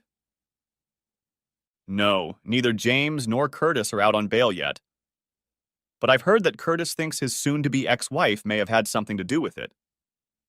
I left him at the gate and told him I'd probably see him tomorrow. As I sat at home and stupidly watched TV, my thoughts continued to run in circles. I knew that the next day I would have to see Donna, probably for the last time. The woman I loved more than anyone in the world. The person I thought I would spend the rest of my life with. Now I hated her for ruining that future and leaving all of our lives in ruins. I couldn't forgive her for the pain she had caused our daughter. Pain to the point that her life may never be the same. And when I thought about Samantha, doubt crept into my head. Had I done the right thing? Could I have stepped back from the brink and tried to hold the situation together for Sam's sake? Would years of suffering have been better for me than the pain we both had to endure now? Eventually, I got up, found a couple sleeping pills, swallowed them, and went to bed. The next morning, I went to the lawyer's office to pick up the papers. He talked to me for a few minutes to explain some of the details. He said that when the judge saw the pictures, he wouldn't hesitate to sign the restraining order. But he wanted to warn me that I couldn't keep Donna away from our daughter forever. At some point, unless she goes completely broke and burns out, the court will eventually allow her presence in her life. I nodded and said I would accept that when the time came. I thanked him and he said he would contact me as soon as he knew the court date. I pulled up to the jail just before noon. Jack and Brenda were already sitting in the waiting room waiting for me. Jack presented his bond to one of the officers who looked it over and said it would take about an hour to process. He said that Donna would be brought to interview room C if we wanted to wait for her there. Jack, Brenda, I'd like to talk to Donna alone. When I'm done, you can take her home. Is that okay with you? Jack and Brenda looked at each other sadly. Sure, Ken. We'll wait here, said Jack. The officer led me through the security doors, down the hallway, and into the interrogation room. We'll bring her downstairs once she's changed, he said. I just nodded and put my papers on the table. I paced around the room thinking about what I should say to her. I was startled by the sudden opening of the door. I turned around and Donna and I were standing there looking at each other. Donna looked just awful. Her hair was gathered in a ponytail. No makeup. She looked haggard. She was wearing some slutty clothes I'd never seen before. Clothes she must have had with her the night she was arrested. A tight, low-cut blouse, a miniskirt, and high-heeled shoes. When she realized who was in the room, she screamed, Ken, you've come! Oh God, please take me home! Staggering, she walked over to me, threw herself into my arms, and began sobbing uncontrollably. I stood there, unmoving, preparing myself for what I had to do. I lowered her arms from my neck and said, Hold on, Donna. Sit down. We need to talk. She looked up at me through her tears, blinking and perplexed as I pushed her into a chair and sat across from her. But Ken, can't we just go home? She pleaded, grabbing my hands. Donna, don't you have something to tell me about why you're here? Said I nonchalantly. Ken, please. I don't know how the drugs ended up in my purse or in my car. You have to believe me. She cried. Maybe I do, Donna. But don't you have anything to say about who you were with and what you were doing in that motel room? I said slowly. Donna turned even paler, pulled her hands out of mine, wrapped her arms around herself, and trembled. Ken, I don't know what they told you, but it's not true. It's all a mistake. Please, it was just a mistake. She whispered. Donna, don't lie to me. I know about Connie and James and Curtis, and I know about Black and Tan, I said quietly. Donna began to shake and cry. Please, Ken, just take me home. It's a lie. It's all a lie. Really, Donna? Really? I reached into the manila envelope I had with me, pulled out 4 5x7 photos from the dozen I had bought, and placed them in front of her, one by one. The photographs were arranged in the order in which they were taken. The first one was taken above the heads of the officers breaking down the door. The last picture showed Curtis lying face down on the ground with 2 officers holding him down and handcuffing him. James appeared to be unmoving and standing with his hands in the air. Connie and Donna stood with their backs against the far wall, holding their hands in front of their faces. Donna looked at the pictures, then at me and turned away. Oh my God, get them away, get them away! She screamed hysterically and cried. At that moment, the door opened and an officer peeked into the room. Are you all right? Yes, officer. I'm almost done, said I grimly. He gave Donna a hard look, then closed the door. While I waited patiently for Donna's crying to subside into violent, shuddering sobs, I gathered up the pictures and put them away. Finally, she turned to me again with tears streaming down her face and a lost, hunted look. After seeing the pictures again, I had no sympathy for her. Please, please, I want to go home, I want to go home, she pleaded. Yes, Donna, you're going home, but not to my house. You don't live there anymore. Your mom and dad are here, and they'll take you to their house. My biggest regret is that they'll have to see the whore you've turned into. She looked at me shocked. I reached into the envelope and pulled out some papers. I placed the first packet in front of her. This is a petition for divorce on the grounds of adultery. Appropriate, don't you think? I placed the second packet of papers in front of her. And this is a restraining order requiring you to stay away from me, our home, and Samantha. I'm told the judge couldn't sign it fast enough when he saw your artistic photo shoot, I said bitterly. Donna looked at me in utter bewilderment. She tried to say something, but it came out completely unintelligible. I got up to leave before she finally spoke. She desperately reached out to stop me. Oh my God, Ken, I love you, I really do. Please don't do this. Please don't take Samantha away from me. She sobbed. I angrily shook off her hands. Damn you, Donna! It's always all about you, isn't it? I took a deep breath. What about me, Donna? I loved you with everything I had. Didn't that mean anything to you? What about Sam? Didn't her love mean nothing to you? You broke both our hearts. And now I have to explain to a precious 4-year-old girl who loves you with all her heart and soul why she can't see her mommy. When I finished speaking, tears were streaming down my cheeks. And you know what, Donna? The only thing I would want to know is why? Why did you do that? But seeing you like this, I don't think you can tell me why, can you? Donna sank down in her chair, folded her hands in front of her face, and sobbed. I just stood there the longest. Tears dripped uncontrollably onto my shirt. Finally, I said brokenly, You know what the saddest thing is? The saddest part is that the house in the country that we were going to build together, and the little brother we were going to give Samantha. I paused, and Donna just stared at me with empty eyes, stunned. That's never going to happen, I said quietly. I turned and walked out the door and down the hall. Jack and Brenda were standing at the end of the hallway waiting. When they saw my face and heard Donna's heartbreaking sobs behind me, tears came to their eyes and ran down their faces. We hugged in silence, and I turned and walked out the door to pick up the pieces of our shattered lives. Next part? I sat on the edge of the hospital bed, holding my newborn son in my arms. I stared in wonder at his dark hair, wrinkled face, and the tiny fists he clutched next to his tightly closed eyes. I looked in awe at my exhausted wife holding the same bundle in her arms. Even as tired as she was, she looked at me with pride and love. Samantha sat as close as she could on the other side of her and smiled from ear to ear. Smiling so hard I thought her face was about to crack. "Sam, have you ever seen anything so beautiful in your life?" I asked in surprise. Sam giggled and replied, "Oh, Daddy, Mommy, my wish came true. Twice." As I sat and admired my amazing family, my thoughts returned to how different my future seemed just 18 months ago.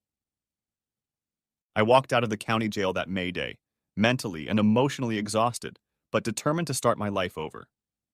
That week, the responses to my job applications turned into a flood. Out of that flood, perhaps a dozen invited me to call back and schedule an interview. I started scheduling appointments as quickly as I could. Out of that handful, I received 3 job offers. The one I enjoyed the most was a job with the County Road Commission in the Traverse City area. The man I interviewed with, Don Fineout, was a Vietnam veteran and former combat engineer. We had a lot in common, and I thought we would really get along. The money wasn't as good as other offers, but it was 150 miles from home and only 30 miles from Dad and Mom's house on the lake. After the interview and on the way back home, I stopped to talk to Mom and Dad and spend the night. Sam was still staying with them. It was better that way, given my traveling around looking for work and the fact that I was still working nights at the auto plant. As always, the first thing Sam did when she jumped into my arms was ask about her mom and when she would be able to see her again. "Hopefully soon, Sam. Mom is starting to feel better, and as soon as the doctor says she's okay, she'll come see you. I promise," said I guiltily.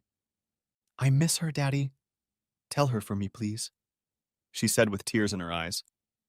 "Of course, honey," said I, hugging her tightly. "And Grandma helped me make a get well card for her." "Will you give it to her too?" said Sam as Mom looked at me sadly over her head. "Of course I will, Samantha. Now tell me about everything you did at the lake," said I, trying to distract her. She proceeded to tell me about going fishing with her grandfather and Harvey next door, helping her grandmother get the house ready for guests over Memorial Day weekend, and taking a speedboat ride with Harvey and Harvey's granddaughter, Casey. She talked about Harvey's granddaughter like she was her new best friend. Mom laughed and said that she had become very good friends. They were inseparable on those days when Casey wasn't busy looking for a job. Later, Mom told me that she felt like Sam was replacing Casey as her mother, but Casey didn't seem to mind. I thought about it and hoped Sam wasn't giving me any trouble. I hadn't seen Casey in years and didn't know how she felt about kids. That night at dinner, we discussed my job offer.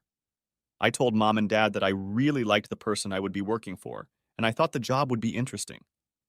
The only thing I was confused about was finding a place to live and whether there would be any divorce or custody issues because of it. Dad looked at Mom, and she smiled back at him and said, "I know what you're thinking, and I think it's a great idea." I looked puzzled, and Dad laughed. He said, "How about this?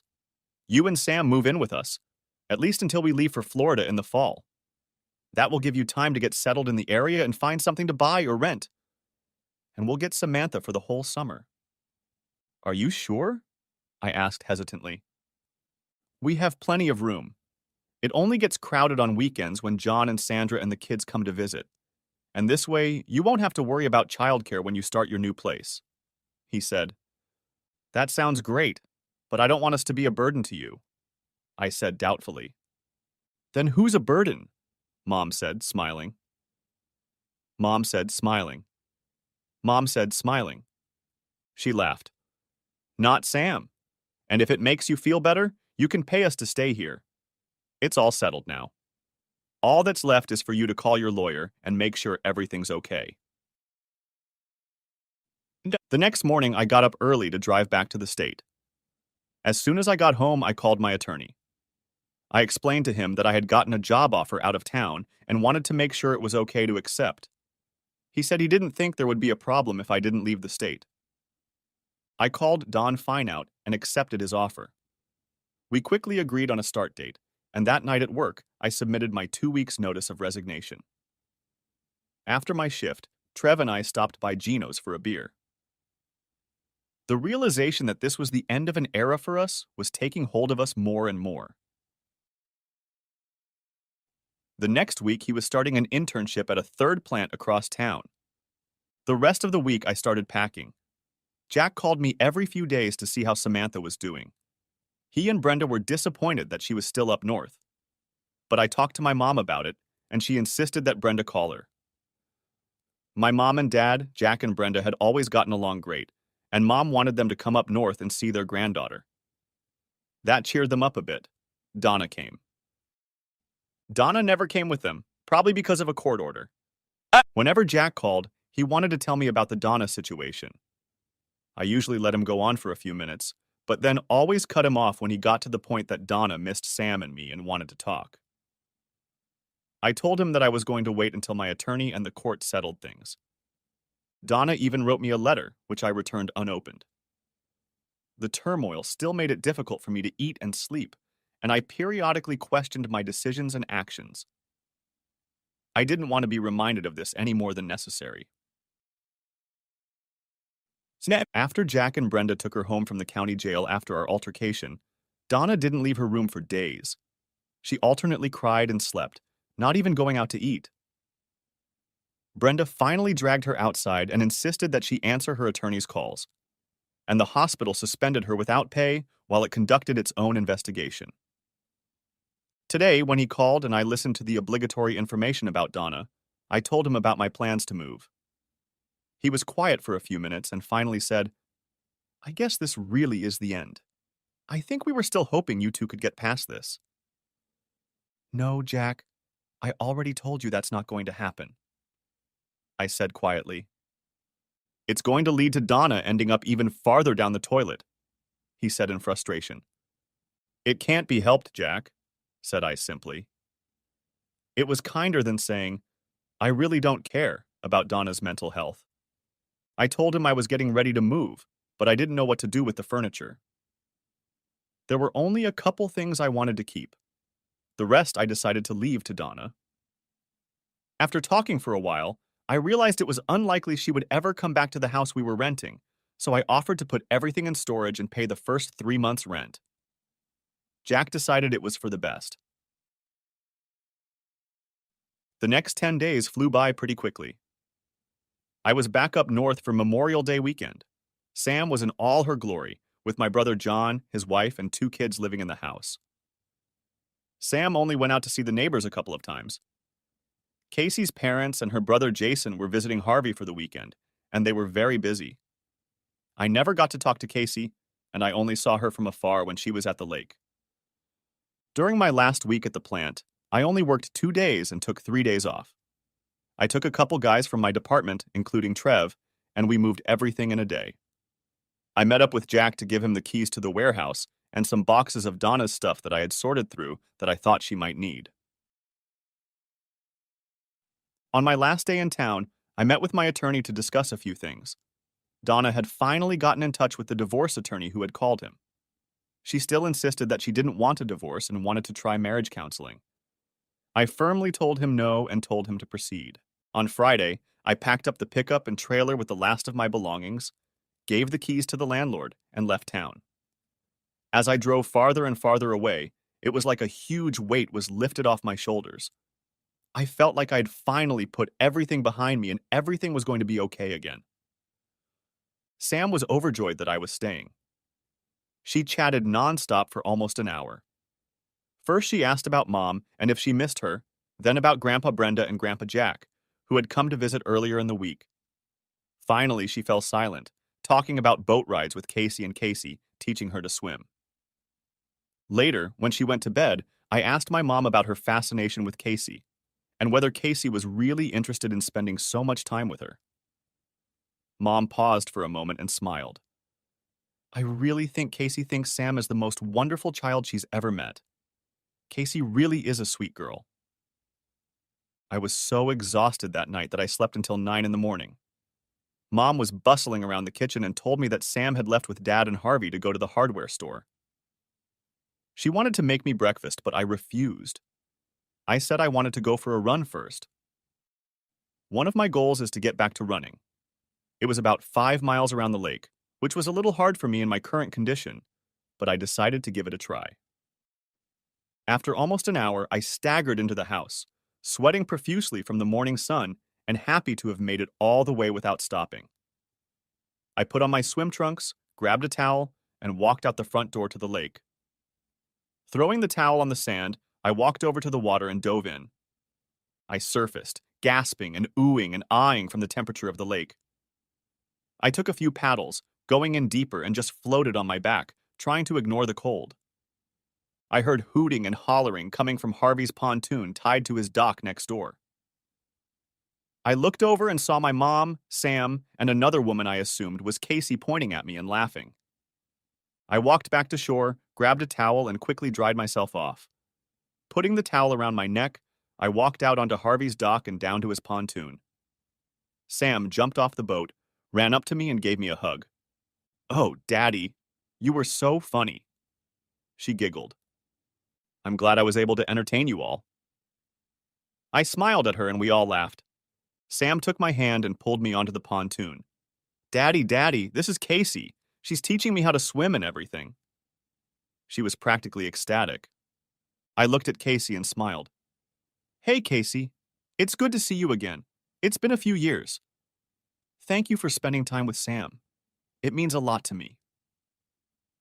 Casey looked me straight in the eye and gave me what I thought was a 100-watt smile. It had been years since anyone, male or female, had made such an instant impression on me. "It's my privilege, Ken. Sam is such a wonderful girl. We just have such a great time together."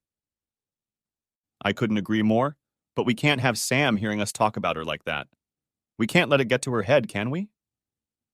I smiled at Sam and stroked her head as she giggled.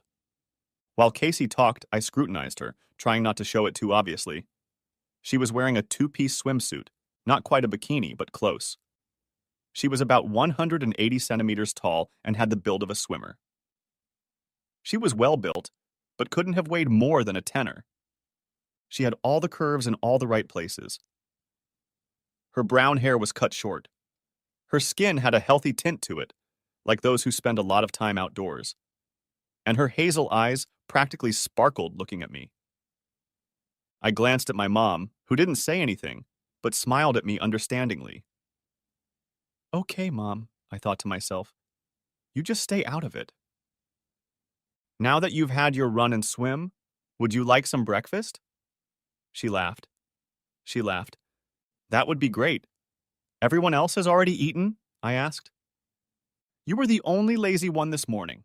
Come on, you can catch up with those two later," she said, jumping off the boat. As I followed my mom down the dock, I turned around to Sam and Casey, and I thought Casey was watching me. "Are you staying here, Sam?" I asked. Casey seemed to blush, but laughed. "We'll just be here for a while. She'll be fine." As I followed my mom into the house, she looked at me with an edge of her eye and said, "Well, what are you thinking?" "About what?"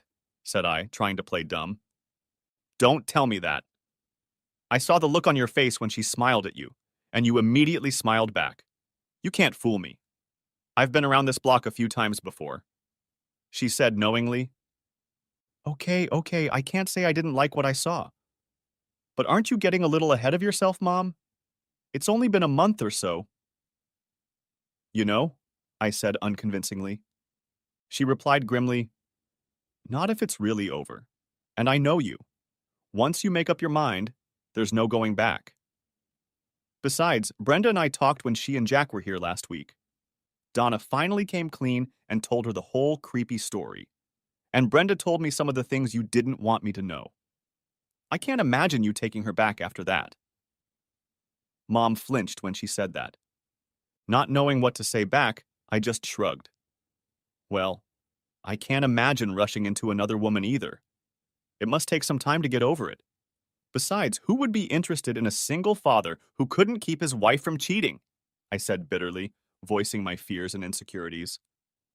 Mom stopped, turned around, and looked me seriously in the face. Now, Ken, put those thoughts out of your head. You've met your problems like a man, made tough decisions, and taken responsibility for your daughter. Anyone can see that. Your father and I are proud of you. Harvey and Casey know about your divorce, couldn't hide the fact that you and Sam came here to live without Donna. As for anyone being interested in you, have you looked in the mirror lately? Caught off guard by her outburst, I just shook my head. You should. I bet you've lost 10 pounds in the last couple months. You've always been in shape, but you're not wearing an ounce of extra fat right now as far as I can tell. And you've never been ugly. Your face has become more shapely and there are enough wrinkles to make you look quite mature. With your education, experience, and prospects, you're a godsend. Oh, Mom, you're my mom. You have to say it, said I, looking down at the floor in embarrassment. Go get changed and I'll make you breakfast. She let me go. The rest of the weekend went by without incident. I helped Dad and Harvey with a project in the garage and did a little fishing with Sam. Sunday night, Jack called to talk to Mom and Dad about coming over to see Samantha again. After talking to him for a few minutes, Mom handed me the phone and said, Jack wants to talk to you. Hi, Jack. How's Brenda? I asked. She's better. Thanks for asking. I wanted to ask you something. I gave Donna the card that Sam sent for her. She said to tell you to say thank you, but she'd like you to write her back. I know the restraining order is still in effect, but would you mind? I thought for a moment. Finally, I said slowly, I think it would be okay, Jack. As long as Donna pretends to be sick and goes to the doctor and doesn't write anything about us getting back together or make promises she can't keep. I heard Jack exhale noisily into the tube and said, Thank you, Ken. You have no idea how much this means to us and to her. And the pretense about her being in treatment isn't that far from the truth. Last week, we finally sent her to counseling for depression. We're really concerned for her safety. No problem, Jack, I said awkwardly. Well, we'll be there tomorrow afternoon. Your mom asked us to stay the night, so maybe we can talk some more. Yeah, sure, I said without enthusiasm, and we hung up. The next day, I headed to the county center to start my new job. For the first few hours, my boss drove me around the county, introducing me to everyone, including the road commissioner and several members of the road commission board.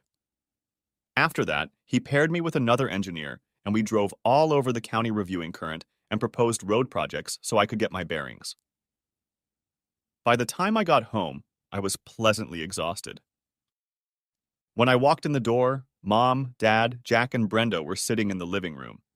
Samantha was sprawled out on Brenda's lap, resting her face against her chest and clutching what looked like several sheets of writing paper in her hands. Brenda stroked her hair and whispered something in her ear. Sam looked up when she heard me come in, and I could see tears streaming down her cheeks. Daddy! Daddy! Mommy wrote me a letter. See? And she held out the paper for me to peruse. That's so sweet, honey. What did she write? Said I softly. Smoothing the papers in her hands, she said, Mom said that she loves me and misses me more than anything in the world, that she's been sick, but she's getting better and she wants to come visit me. Can I, Daddy, can I?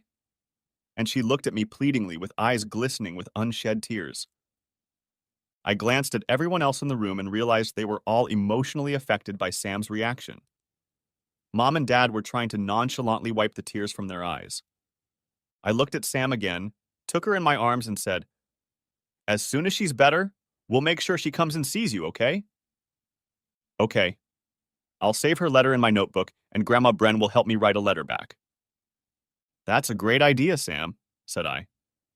Mom stood up and said, Dinner is almost ready. Go get changed, Ken. That night after dinner, Sam went to bed. The four of us sat at the kitchen table. Jack said, "Are you serious, Ken? What you said to Sam? About visiting?" A little defensively, I replied. About visiting? Yeah, that's what I meant. I know I can't separate them. And if Donna recovers, I'll agree to whatever the court advises. But as for custody, I want to make it clear that I will never give up custody of Samantha. Not after what she's done. I will do everything in my power to make sure that never happens. Everyone. Make sure Donna realizes that. Brenda patted my hand and said, "Thanks, Ken. Visits are all she can count on. Sam is better off with you right now. We all understand that. Seeing Sam will help Donna recover." I relaxed a little when Brenda said that. My biggest fear was that someone would try to take her away from me. Jack said that Donna had asked her divorce attorney to ask the court to grant her visitation rights, but he said it would be better if she settled the criminal cases first. In the morning, Donna met with her criminal defense attorney, who recommended that she take a plea bargain to get the charges resolved as quickly as possible. Her attorney had already been in contact with the prosecutor and was told that a plea bargain was possible. The prosecutor was mainly interested in the two men, and the case against the women was considered relatively minor. In fact, Jack and Brenda were expecting to make a deal by the end of the week. I was a little concerned about how quickly things were moving, but I tried not to show it. I hoped that it would be a few more months of relative calm before I had to interact with Donna again. But for Sam's sake, I knew I had to put my doubts and underlying rage behind me.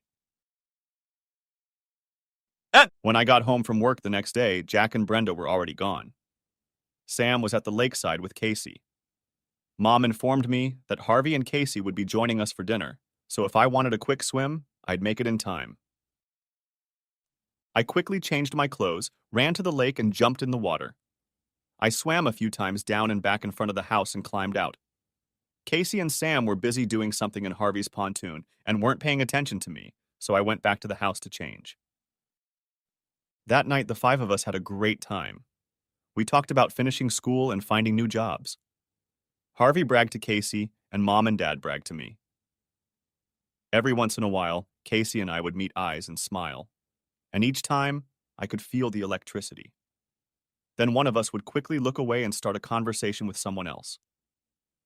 Eventually, the evening ended, and it was time for Sam to go to bed.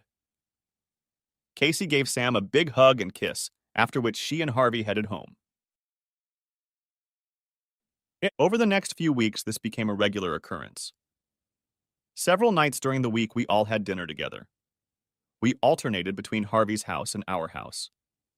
Harvey didn't really like to cook, but Casey seemed to enjoy it. Often we would barbecue, which Harvey and Dad enjoyed competing in. Weekends were busy with family or friends coming to visit us. My brother and his family were regular guests, as you would expect. One weekend, Trev and Vicky, who was now his fiancée, came over for the weekend. Apparently, Trev had had an epiphany and decided he didn't want to live alone. They seemed very happy together, and Vicky really liked Sam. I got the idea that they were going to have children in the future, and somehow Sam got the opportunity to introduce Casey to them before the weekend was over. The Sunday before they left, Trev and I were able to talk privately. He'd had work days since he'd started his internship, so he and Vicky had already been back to Black and Tan a few times. He quickly brought me up to speed. No one had seen Donna at the club, but Connie had. She started seeing James again when she and Curtis made bail. But Curtis was only out for a few days, and he was arrested again.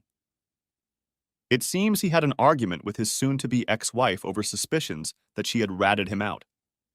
The police were called and charged him with assault and battery. His bail was revoked, and it looked like he was going to have to stay in jail. Jack and Brenda came every week to see Sam. The following week, after our conversation about Donna wanting to write Sam, Jack told us that Donna would plead guilty to 1 count of drug possession. In exchange, as a first-time offender, she will receive probation, 1 year of probation, and be required to complete a drug treatment program. In addition, she will face a fine and 200 hours of community service. She also had to cooperate in testifying against James and Curtis.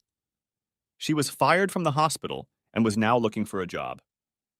Due to court fees, fines, and legal fees, Donna was broke, and Jack and Brenda were trying their best to help her.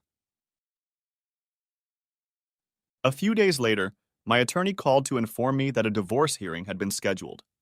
Donna's attorney called him and told him that all she was asking for was regular visitation. She agrees not to file for custody and to accept the furniture and money I left in our accounts as equitable distribution. My attorney said that given her track record, he's confident we can insist on supervised visitation. If I didn't want to contest it, I wouldn't even have to attend the hearing. I agreed, and he assured me that a final agreement could be reached within a couple weeks. In the evening, Mom and Dad left to play cards with friends on the other side of the lake, and I put Sam to bed. I walked down to the lake, sat on Mom's big wooden swing, and stared at the water and the night sky, thinking about the divorce and what would happen when the dating started. As I sat there, I heard someone approaching from the next room. I looked up and saw Casey. "Hey, Ken, you could use some company?" she said cheerfully. Cheerfully, she said, "Hi, Casey. Not sure if I'm company, but have a seat." I moved over and made room for her on the swing. We sat in silence for a few minutes, and I was acutely aware of her presence. Finally, she asked softly, "Is something bothering you, Ken?" For a few minutes, I hesitated, pondering what to say. It looks like Sam's mother is going to be allowed to visit him soon, and I don't know how to react to that, I said in a shaky voice. Casey put her hand on my shoulder and said, "Your mother told me a little bit about your divorce. Would you like to talk about it?" I opened up to her, telling her what had happened and the aftermath. I found that reliving it with her again wasn't as painful as I had feared. Casey, for her part, was sympathetic, shocked and angry at the way Donna had behaved. She certainly didn't make me feel bad about it. After an hour or two of talking, I was exhausted. Casey held my hand and whispered encouraging words to me. About that time, we heard voices coming from the side of the house. Mom and Dad were coming home. Casey leaned over to me and kissed me on the lips. "Be strong, Ken. Everything will work out." She jumped off the swing and ran back to the neighbor's house. Surprised and stunned by her kiss, I got up and walked back to the house. In the days that followed, it became a habit that every couple of evenings late at night, we would meet at the swings or at one of the pontoons to sit and talk. From that point on, summer became magical. Work was fun and interesting, and Casey and I spent almost every evening and weekend together, sometimes alone, sometimes with others. A few times a week, Casey joined me on my runs around the lake. It was best when the three of us, Casey, Sam, and I, did something together. Sometimes Casey wanted to ski, and she would talk me into driving the boat, and Sam would be the observer, giggling and laughing at Casey, who would wave and clown around on one ski. Sometimes we'd take a slow ride on the pontoon at dusk, or just stroll around the lake holding hands. True to his word, my attorney called a couple weeks later to inform me that we had entered into a tentative child custody agreement. The divorce would be finalized within 60 days after we both signed it. Donna will be granted one 4-hour supervised visitation per week at her expense. It would be her responsibility to coordinate it. About a week later, I received a call from the friendly court social worker asking for an appointment for the first visit. With some trepidation, I agreed to the following Sunday from 2 to 6. The social worker was to come to pick up Sam along with Donna. Donna asked if her parents could attend too, and I, of course, agreed. That evening, when Sam went to bed, I sat down with her on the edge of the bed to try to explain some things to her. She was very excited when I told her that Mommy was coming to pick her up on Sunday afternoon. "Daddy, is Mommy picking you up too?" she said, panting. "No, honey, just you, Mommy. Grandma Bren and Grandpa Jack will be together." Sam fell silent and tears came to her eyes. She said, "Daddy, don't you want to see Mommy?" Slowly, I said, "Sam, you know when Mommy got sick, we decided that she needed to stay with Grandma Bren and Grandpa Jack until she got better. And you and I are going to live with Grandma and Grandpa here at the lake and start my new job." Sam looked at him doubtfully, but replied, "Uh-huh." Since then, Mom and Dad have decided that we're not going to live together anymore. Sometimes adults do that. If they have kids, they still love them as much as they used to and still take care of them together. Sam started to cry softly and I hugged her tightly, trying to keep the tears from running down my cheeks. Now, Sam, you can see your mom every week, and as she gets better and you get older, you can see her more and more often. If that's what you want, okay? Sam pulled away and looked at me with her chin quivering. You mean when I turn 5? I'll be able to see her all the time? I got into bed with her, and we talked until she finally calmed down and fell asleep. I slipped out of bed and went into the living room where Mom and Dad were watching TV and reading. Mom looked at me carefully and asked, "How did it go?" "Better than I expected, I think. She seems to have come to terms with it. I don't know how she'll feel when she sees Donna.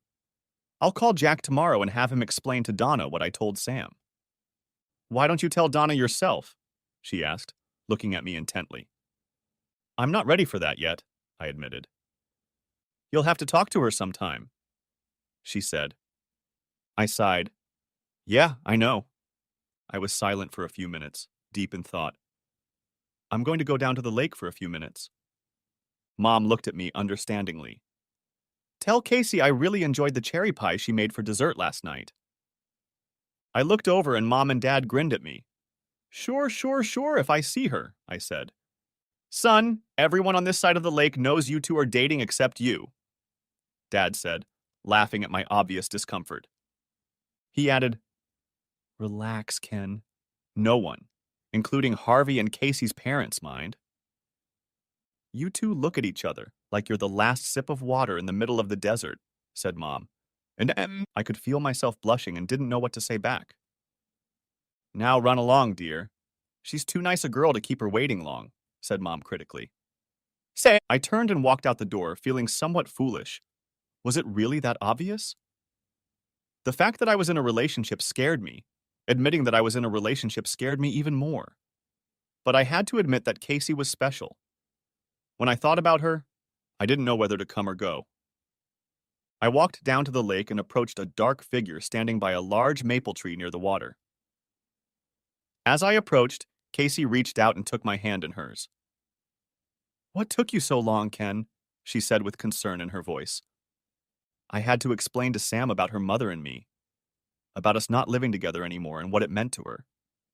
I stayed in bed with her until she fell asleep. "Donna is coming to visit her on Sunday," I added. Casey hugged me and looked into my eyes. "Sam is a strong girl, and she has you. She'll find a way to accept that," she said, and kissed me gently on the lips. I pulled away slightly and smiled mischievously at her. "Mom and Dad just informed me that you and I are dating, and I'm the only one who won't admit it. Is that true?" "It's about time. Grandpa kept grumbling that you must have brain damage or something." She laughed.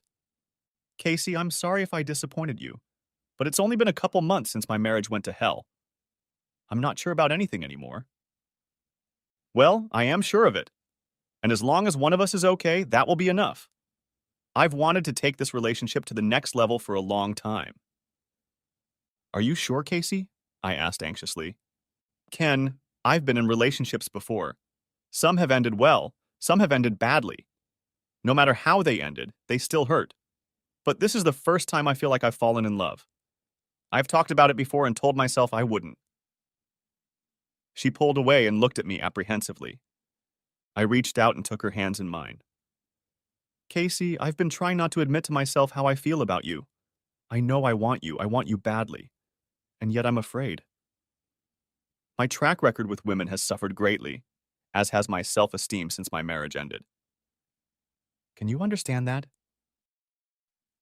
Casey put her arms around me and rested her head on my shoulder, and I pulled her tightly against me. "Yes, I do understand. I hate that woman for what she did to you. But all women aren't like that. Let me show you, please?" "Casey, I'm not sure of anything except that I don't want to lose you.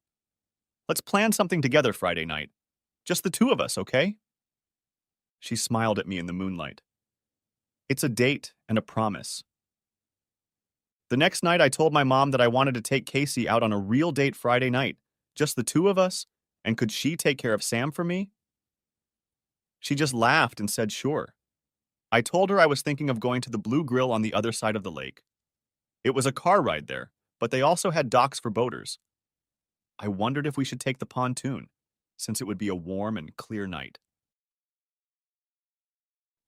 Friday night at dusk, I went in to pick up Casey. She was wearing a sleeveless summer dress that emphasized her figure and contrasted with her tanned arms and legs. We drove slowly and quietly along the calm lake in the light of the setting sun. We talked quietly and enjoyed each other's company. Dinner was a leisurely affair, locally fried fish and a couple glasses of wine. We talked about all sorts of things: Sam, college, my job, and its prospects. She confessed that she'd fallen in love with Sam before I'd even moved north. She hadn't thought about motherhood until then. And then she said she'd met me again and suddenly found that her thoughts had taken a completely bizarre turn. I laughed embarrassedly and changed the subject. I commented on how strange it was that she still hadn't been successful in her job search. She laughed, reached across the table, took my hand and said, "Ken, I've already turned down several job interviews with the state of Detroit. I hope you're not angry?" Embarrassed, all I could say was, "No, of course not.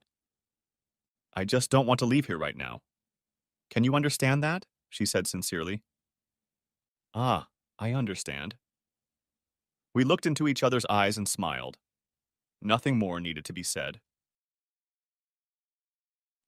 After eating dinner around 9, we went back to the pontoon, turned on the running lights, and pulled away from the dock. Casey stood next to me as I got behind the wheel. She leaned over to me and said quietly, "Let's stop at the sandbar, okay?" Without answering, I turned the boat toward the dark shore of the lake. Sandbar was a misnomer. It was actually a sandbar protruding into the lake about 40 to 50 yards from an undeveloped stretch of shore. The lake was shallow and sandy for 20 to 30 yards on all sides. It was a favorite spot for boaters, where they anchored their boats and had picnics and parties during the day. Some summer nights, people would gather there, build a fire, drink beer, and have fun. There was enough starlight to swim across the lake and out onto the sand. I shut off the engine as the pontoons creaked along the bottom. I dropped the bow anchor on the spit. The air was calm, and the lake was like glass, so there was little chance the boat would float. I sat down next to Casey, she put her arm around me, and we kissed. The next day was Saturday. Casey's mom, dad, and brother came to the house for the weekend while we were out the night before. She was going to spend most of the day with them, so we didn't get a chance to see them. Sunday came, and Sam was beyond excited to see her mother. I, on the other hand, was depressed, wondering how the visit would turn out. Shortly before 2, I heard a car pull up, and a few minutes later I heard Jack yell, "Hello!" as he entered the house. I went to the back door, and Jack was standing there with a middle-aged woman I had never seen before. "Ken, this is Mrs. Christensen. She's from the Traverse County Courthouse. She'll be overseeing the visitation." I said hello, and we shook hands. Mrs. Christensen explained that her role was to observe and report on the visitation, and to make sure they were taking place in a safe and healthy environment. She would report all her observations to me and the court. I just nodded and assured her that I didn't think there would be any problems. Jack said that Donna had better wait in the car, and Brenda was with her. They planned to take Sam to the county park and have a picnic. Afterward, they would drop Sam off and drive back home. I just nodded and said I would pick Sam up. I walked out to the front yard and yelled down to the lake, "Sam, Sam, Grandpa Jack's here!" Sam dashed out of the sand where she had been playing with her mom and ran down the path toward the house. Grandpa Jack, is Mommy here? Is she here?" "Of course she is, Sam. She's in the car with Grandma," said Jack. We slowly followed Sam as she ran out the back door and watched. 30 feet away, we could see the side of the car at the edge of the garage. I saw Donna get out of the car and kneel down to catch Sam as she flew into her arms screaming, "Mommy!" Donna grabbed her and stood up in one motion, wrapping her arms around Sam's neck and her legs around her waist, squeezing her as hard as she could. Donna looked up at me, and I saw a glint of tears in her eyes. She seemed to whisper the words, "Thank you," to me. Feeling my eyes burning, I turned away and said to Jack and Mrs. Christensen, "Have a good visit. I'll see you around 6." They nodded and headed to the car to leave. I walked back to the house where Dad and Mom had already returned from the lake. I felt incomplete and worried about Sam's departure. Mom and Dad assured me that there was no reason to worry. Sam would come back, and everything would be fine. I just nodded and stared out the window. Thought you might be interested to know that we're invited to a barbecue this afternoon with Harvey, Casey, her parents, and Jason. I thought meeting Casey would cheer you up, said Mom. I smiled at her and replied, "Thanks, Mom, that would be great." Later, as we walked up to Harvey's patio to meet everyone, Casey walked over to me, took my hand, and kissed me on the lips. I looked up and saw everyone looking at us and smirking. "What?" I said, blushing my face. "Looks like someone came to their senses this week. Where was I when it happened?" Harvey chuckled, and Casey's mom and dad laughed with him. "Grandpa, Mom, Dad, now behave yourselves or we'll take the boat out and leave you behind," said Casey sternly. "Here, you two, have a beer and relax," said Harvey nonchalantly. Everyone laughed and we sat down to enjoy our food and a couple beers. It took my mind off Sam, but Casey could tell I was worried. Close to 6, I bowed out and went back to our house to wait. I heard a car pull up and I was already waiting at the door when Jack and Mrs. Christensen walked up to us. I walked out of the door and saw Donna standing by the car holding Sam in her arms and speaking softly. Mr. Colville, Mrs. Colville had a wonderful time with her daughter. She was affectionate and loving. I didn't notice anything objectionable, no attitude or behavior that would cause concern. It was obvious that they both miss each other very much, and I will recommend that the court allow them to continue seeing each other, said Mrs. Christensen. I nodded. "I understand and thank you," said I with some relief. "Thank you, Ken. Seeing Sam will really help Donna," said Jack. "Of course, Jack. When would you like to schedule the next visit?" asked I. Jack felt awkward for a moment. "Well, Ken, we're not sure. You see, watching Mrs. Christensen is expensive. And with all her legal fees, Donna doesn't have much money, and she hasn't found another job yet. So we're helping her as much as we can afford," he said. "Oh, I'm sorry. I never thought about that," said I. I looked back at Donna and Sam. They were talking, smiling, and completely engrossed in each other. Immersed in thought, I forgot about Jack and Mrs. Christensen until Jack cleared his throat and said, "Well, Ken, I think we should get going." Making a quick decision, I said, "Wait a minute, Jack. Mrs. Christensen, would you mind if I asked my attorney to remove the formal supervision clause from the custody agreement? I mean, I'd be perfectly comfortable with Jack and Brenda taking responsibility for being present for any visits." "No objections," she said. "And you're willing to do that, Jack?" said I. "Of course, Ken. And thank you. That would be a big help." Jack said this with a broad smile on his face and shook my hand enthusiastically. "I'll call him tomorrow and ask him to do it." With those words, the two of them walked back to the car. Donna gave Sam one last hug and kiss and sat her down on the ground. Sam ran down the driveway. "Daddy, Daddy, Mommy got me a new Barbie. She has a swimsuit, and I can play with her by the water." And she held out her latest acquisition for my approval. I made all appropriate remarks and took her hand as she turned and waved goodbye to Donna, Jack, and Brenda. A few days later, Jack called again. He thanked me warmly for removing the supervision and said they would like to return Friday afternoon. I replied that I was fine with that. I no longer felt I needed to be there when they took Sam. Jack hesitated for a moment, then slowly said, "Ken, I know you've refused to do this in the past, but Donna would like to talk to you. It's very important. Her counselor says that in order to get healthy, she needs to talk to the people she's hurt." My first reaction was anger, and I started to automatically say no. But then I remembered my mom's words that eventually I would have to talk to her. And then I thought about Casey. I knew that I would have to put it behind me to move on with my life, and I felt like I knew where I wanted to go. I exhaled slowly and said, "Okay, Jack, what are you guys up to?" We decided that Friday night, after her visit with Sam, we would spend the night at the Doherty Hotel. Donna was hoping you would meet her at the hotel restaurant and have dinner. He said hopefully. "Okay, I get home from work around 5:30. I can meet her at 7. Will that work?" Jack sighed. "Yeah, thanks, Ken." I hung up, trying not to let the feeling of dread overwhelm me. That night, sitting in the swing and hugging Casey, I hesitated to tell her I was dating Donna. Finally, I blurted it out. She took it calmly, but I could tell it alarmed her.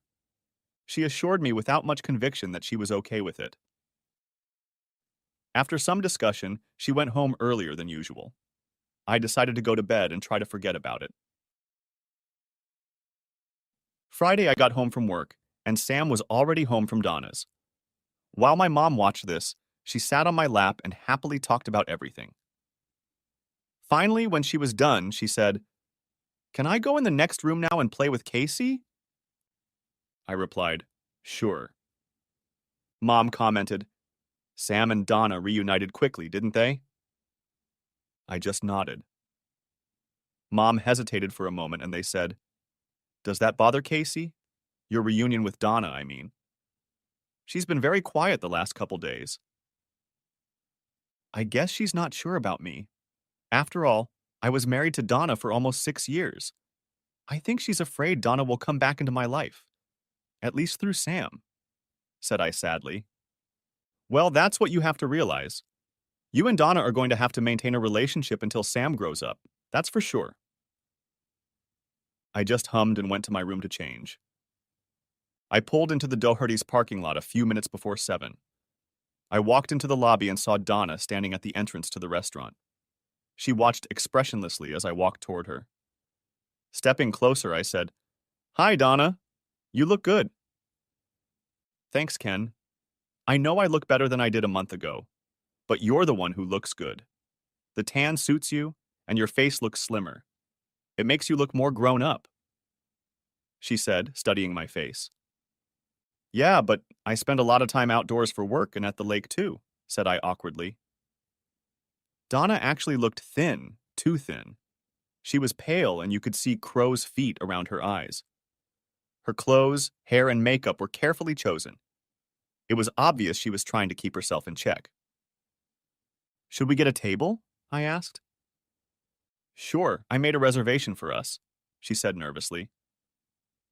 We didn't talk about anything else until we were seated at a table, and the waitress put a menu in front of us. We talked a little about Sam and my new job while we ordered. I ordered a salad and coffee since my appetite was pretty much gone. Donna didn't seem to be in the mood either, and ordered soup and salad with hot tea. As we talked, I saw Donna gradually relax, realizing that I wasn't going to verbally attack her. After we seemed to have exhausted our supply of small talk, Donna cleared her throat and said in a low voice as she studied the table setting, "Ken, I want to thank you. Thank you for a few things. Thanks for taking off the supervision of Sam. And thanks for giving Dad the money for my bail. I was such a burden to him and Mom. I know I'll never be able to repay them or you. But most of all, thank you for taking care of Samantha. At least she had one parent who cared for her." Feeling awkward, I tried to change the subject. "What are your plans now, Donna?" Without answering the question, she continued, "I know Dad told you that I've been going to psychological counseling for some time now. I graduated from a substance abuse program and did community service at a women and children's shelter as part of my sentence. I've also gone back to attending our old church and am in counseling with one of the pastors." She looked up at me for the first time since we sat down at the table. "It's important to me that you know how much I've changed." I nodded, waiting for her to continue. "The last thing you asked me when you left me in prison was, why? My therapist says that in order to move on with my life, I have to answer that question. I guess there is no unequivocal answer. It was a combination of drugs and alcohol, and something is wrong with me. All I can do is explain how it happened and hope you can forgive me." Tears ran down her cheeks and she wiped her eyes with a handkerchief. Donna, you don't need to explain anything. It's in the past now, said I. No, I have to explain. Shit. I promised myself I wouldn't, she said, pulling herself together. Our food was brought to us and we both sat in silence, picking at it. Eventually, we put it aside and just sat with coffee and tea. Donna sat with a sad expression on her face and looked out the window. Finally, she turned to me and said, "Please let me get this over with, okay?" After our big fight about my first date with Connie, I thought things were fine between us. But then, Connie started calling every couple days, wanting to do it all over again. I kept telling her no, but she kept insisting, saying I deserved some time to myself. After all, I'm the one stuck at home with Sam every night. After a couple weeks, she started coming into the house after Sam went to bed. I'd open a bottle of wine and we'd talk. She talked about going to clubs, about music and dancing, about the men she met. She said it was so much fun. The second time she was at my place, she lit up a joint and tried to talk me into taking a drag, but I wouldn't. The next time she came over, she took another drag, and this time, I didn't refuse. She sighed. You were immersed in your studies, trying to get your degree, and you were still working 6 nights a week. We didn't spend much time together because of my schedule and yours. When you did have time, it seemed like Sam was more important to you than me. With Connie's help, I convinced myself that you were ignoring me, and I deserved some time to myself. Every time Connie came over, we'd have a couple glasses of wine and get high. The next time she suggested we go out, I agreed. The following Friday, we went to the bus stop. There were some guys sitting at a table next to us, and one of them came over when we sat down. It was James. He and Connie dated from time to time, which I didn't find out until later. I also found out later that Connie had called him and told him we would be there. James introduced Curtis to us, and the four of us sat down together. We danced, talked, had a few drinks, and it was fun. Curtis and James were attractive, funny, and danced well. But nothing more happened, and we headed home.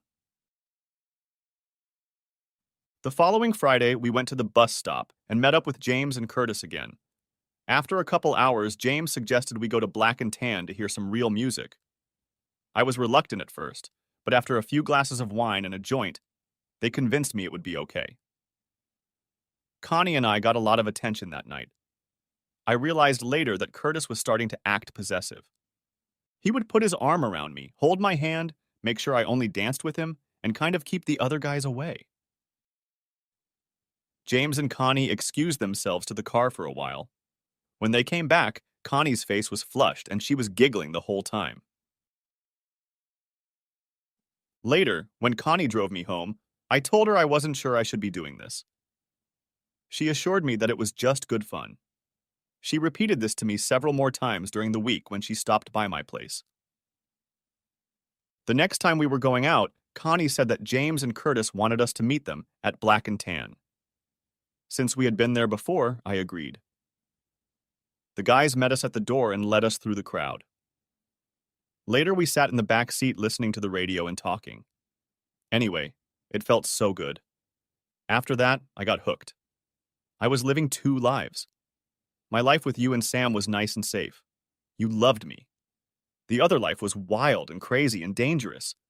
I knew I could never let you know about it. I also knew I needed to stop, but I kept telling myself, 1 more week, 1 more week. I knew I was being crazy and irrational, and I suspected that Curtis and James were doing something illegal, but I ignored it. Anything to keep the thrill going. So that night, Curtis and James drove us to the hotel. And then the police burst through the door, and my life was over. She hesitated and looked at me stoically. You know the rest of the story. When you came to the police station and showed me the pictures, you held a mirror up to my eyes. I saw what the rest of the world saw, what I had become. You called me a whore, and you were. I wanted you to make things right, but you were the one I hurt the most. I ruined everything and everyone in my life. But you and Sam, the 2 people I love most in the world, got hurt the most. We sat in silence, contemplating what had happened. I didn't want to ask any questions. She had filled in the blanks perfectly enough as it was. Finally, she raised her eyes to me. Ken, you asked me what my plans are now. I guess that's up to you. She hesitated for a few moments. Do we have any chance, Ken? Is there any chance you'll forgive me for what I did and try to rebuild our family? She said pleadingly. I sat in silence. Somehow I knew that if we were together, this moment would surely come. I had once loved this woman more than anyone else in the world. She had given me the most precious gift a man could receive, our daughter. But the images and knowledge of those events can never be erased. The only thing that could tempt me was the fear of being alone. But now I knew I wasn't alone. And if she accepted me, I would never be alone again. Donna, it's not about me forgiving you. It's about whether you can forgive yourself. As far as we're concerned, I shook my head. There's no turning back for me. With tears in her eyes, she asked, Is there someone else, Ken? I nodded. I think so. At least I hope so. Is it Casey? She said sadly. I nodded silently. Sam talks about her all the time. She's happy girl, she said wistfully. I got up to leave. I couldn't wait to get home. Donna gathered her purse and we walked out into the hall. She turned around and looked at me. Thank you, Ken, for talking to me. She kissed me on the cheek and walked toward the elevators. I turned and headed for the car without looking back. Now I knew what I wanted out of life. When I walked into the house, Mom, Dad, and Casey were sitting at the dining room table. There were crayons and a few of Sam's coloring books scattered around the table. Mom said, You've been gone longer than I thought, Ken. Sam just went to bed. I'm sure she's still up if you want to say goodnight to her. In a minute, Mom, I said, looking at Casey. I must have looked pretty grim as I walked through the door. Casey's face suddenly had a look of concern on it. I'm going to go. You three probably want to talk, she said, getting up. I took her hand and pulled her back to the chair. I sat down next to her and didn't let go. No, Casey. You're the one I want to talk to right now. Now I know exactly what I want in my future. Looking into her eyes, I said, Casey, knowing what I've been through and what marriage means to me, and if Sam approves, will you marry me? Casey suddenly turned pale and her mouth was open in a big O. I saw Mom cover her mouth with her hands and tears came to her eyes. And Dad just smirked to outplay the band. But, was all Casey could get out. Oh, and Casey, I love you. I've known that for a long time, but I couldn't say it until now. Casey put her arms around my neck and said in my ear, Oh, Ken, yes, I want to marry you more than anything in the world. Mom was openly crying, and Dad was hugging her and still smiling. Casey pulled away and looked at him anxiously. But what about Sam? What if she doesn't want me? Well, let's go and find out. I lifted her to her feet and headed down the hall to Sam's room. I knocked on Sam's door and said, Sam? It's Daddy. Daddy, did you come to kiss me goodnight? She said sleepily. No, Sam, Casey and I want to talk to you, okay? We walked into her room and I turned on the bedside lamp. Sam sat up, blinked, and said, Okay. Casey and I sat on the edge of her bed and I took Sam's hand. Sam, would you mind if Casey and I got married? That means the three of us will be living together and Casey will be your second mom. Sam looked at the two of us triumphantly and said, Are we always going to live together? I'd like that. She then asked anxiously, What about Mom? Mom would still be your first mom, Sam, and you would still see her as much as you want. But Casey would be your second mom. Sam thought about that for a moment. But if she's going to be my second mom, I won't be able to call her Casey anymore, she said pitifully.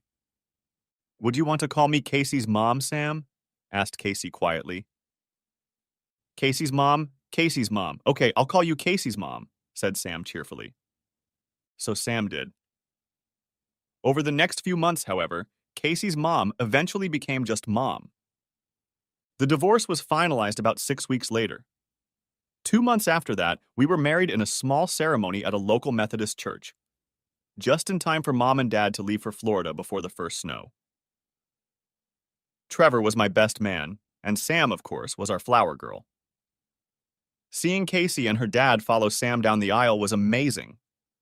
I found a house for us that was on a hill that overlooked Grand Traverse Bay. We moved there right after we got married.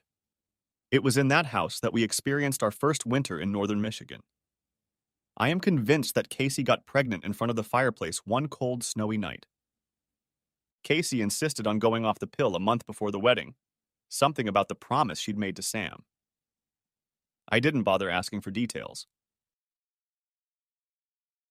Casey went to work at Munson Medical Center and occasionally worked part-time at the local veterans hospital.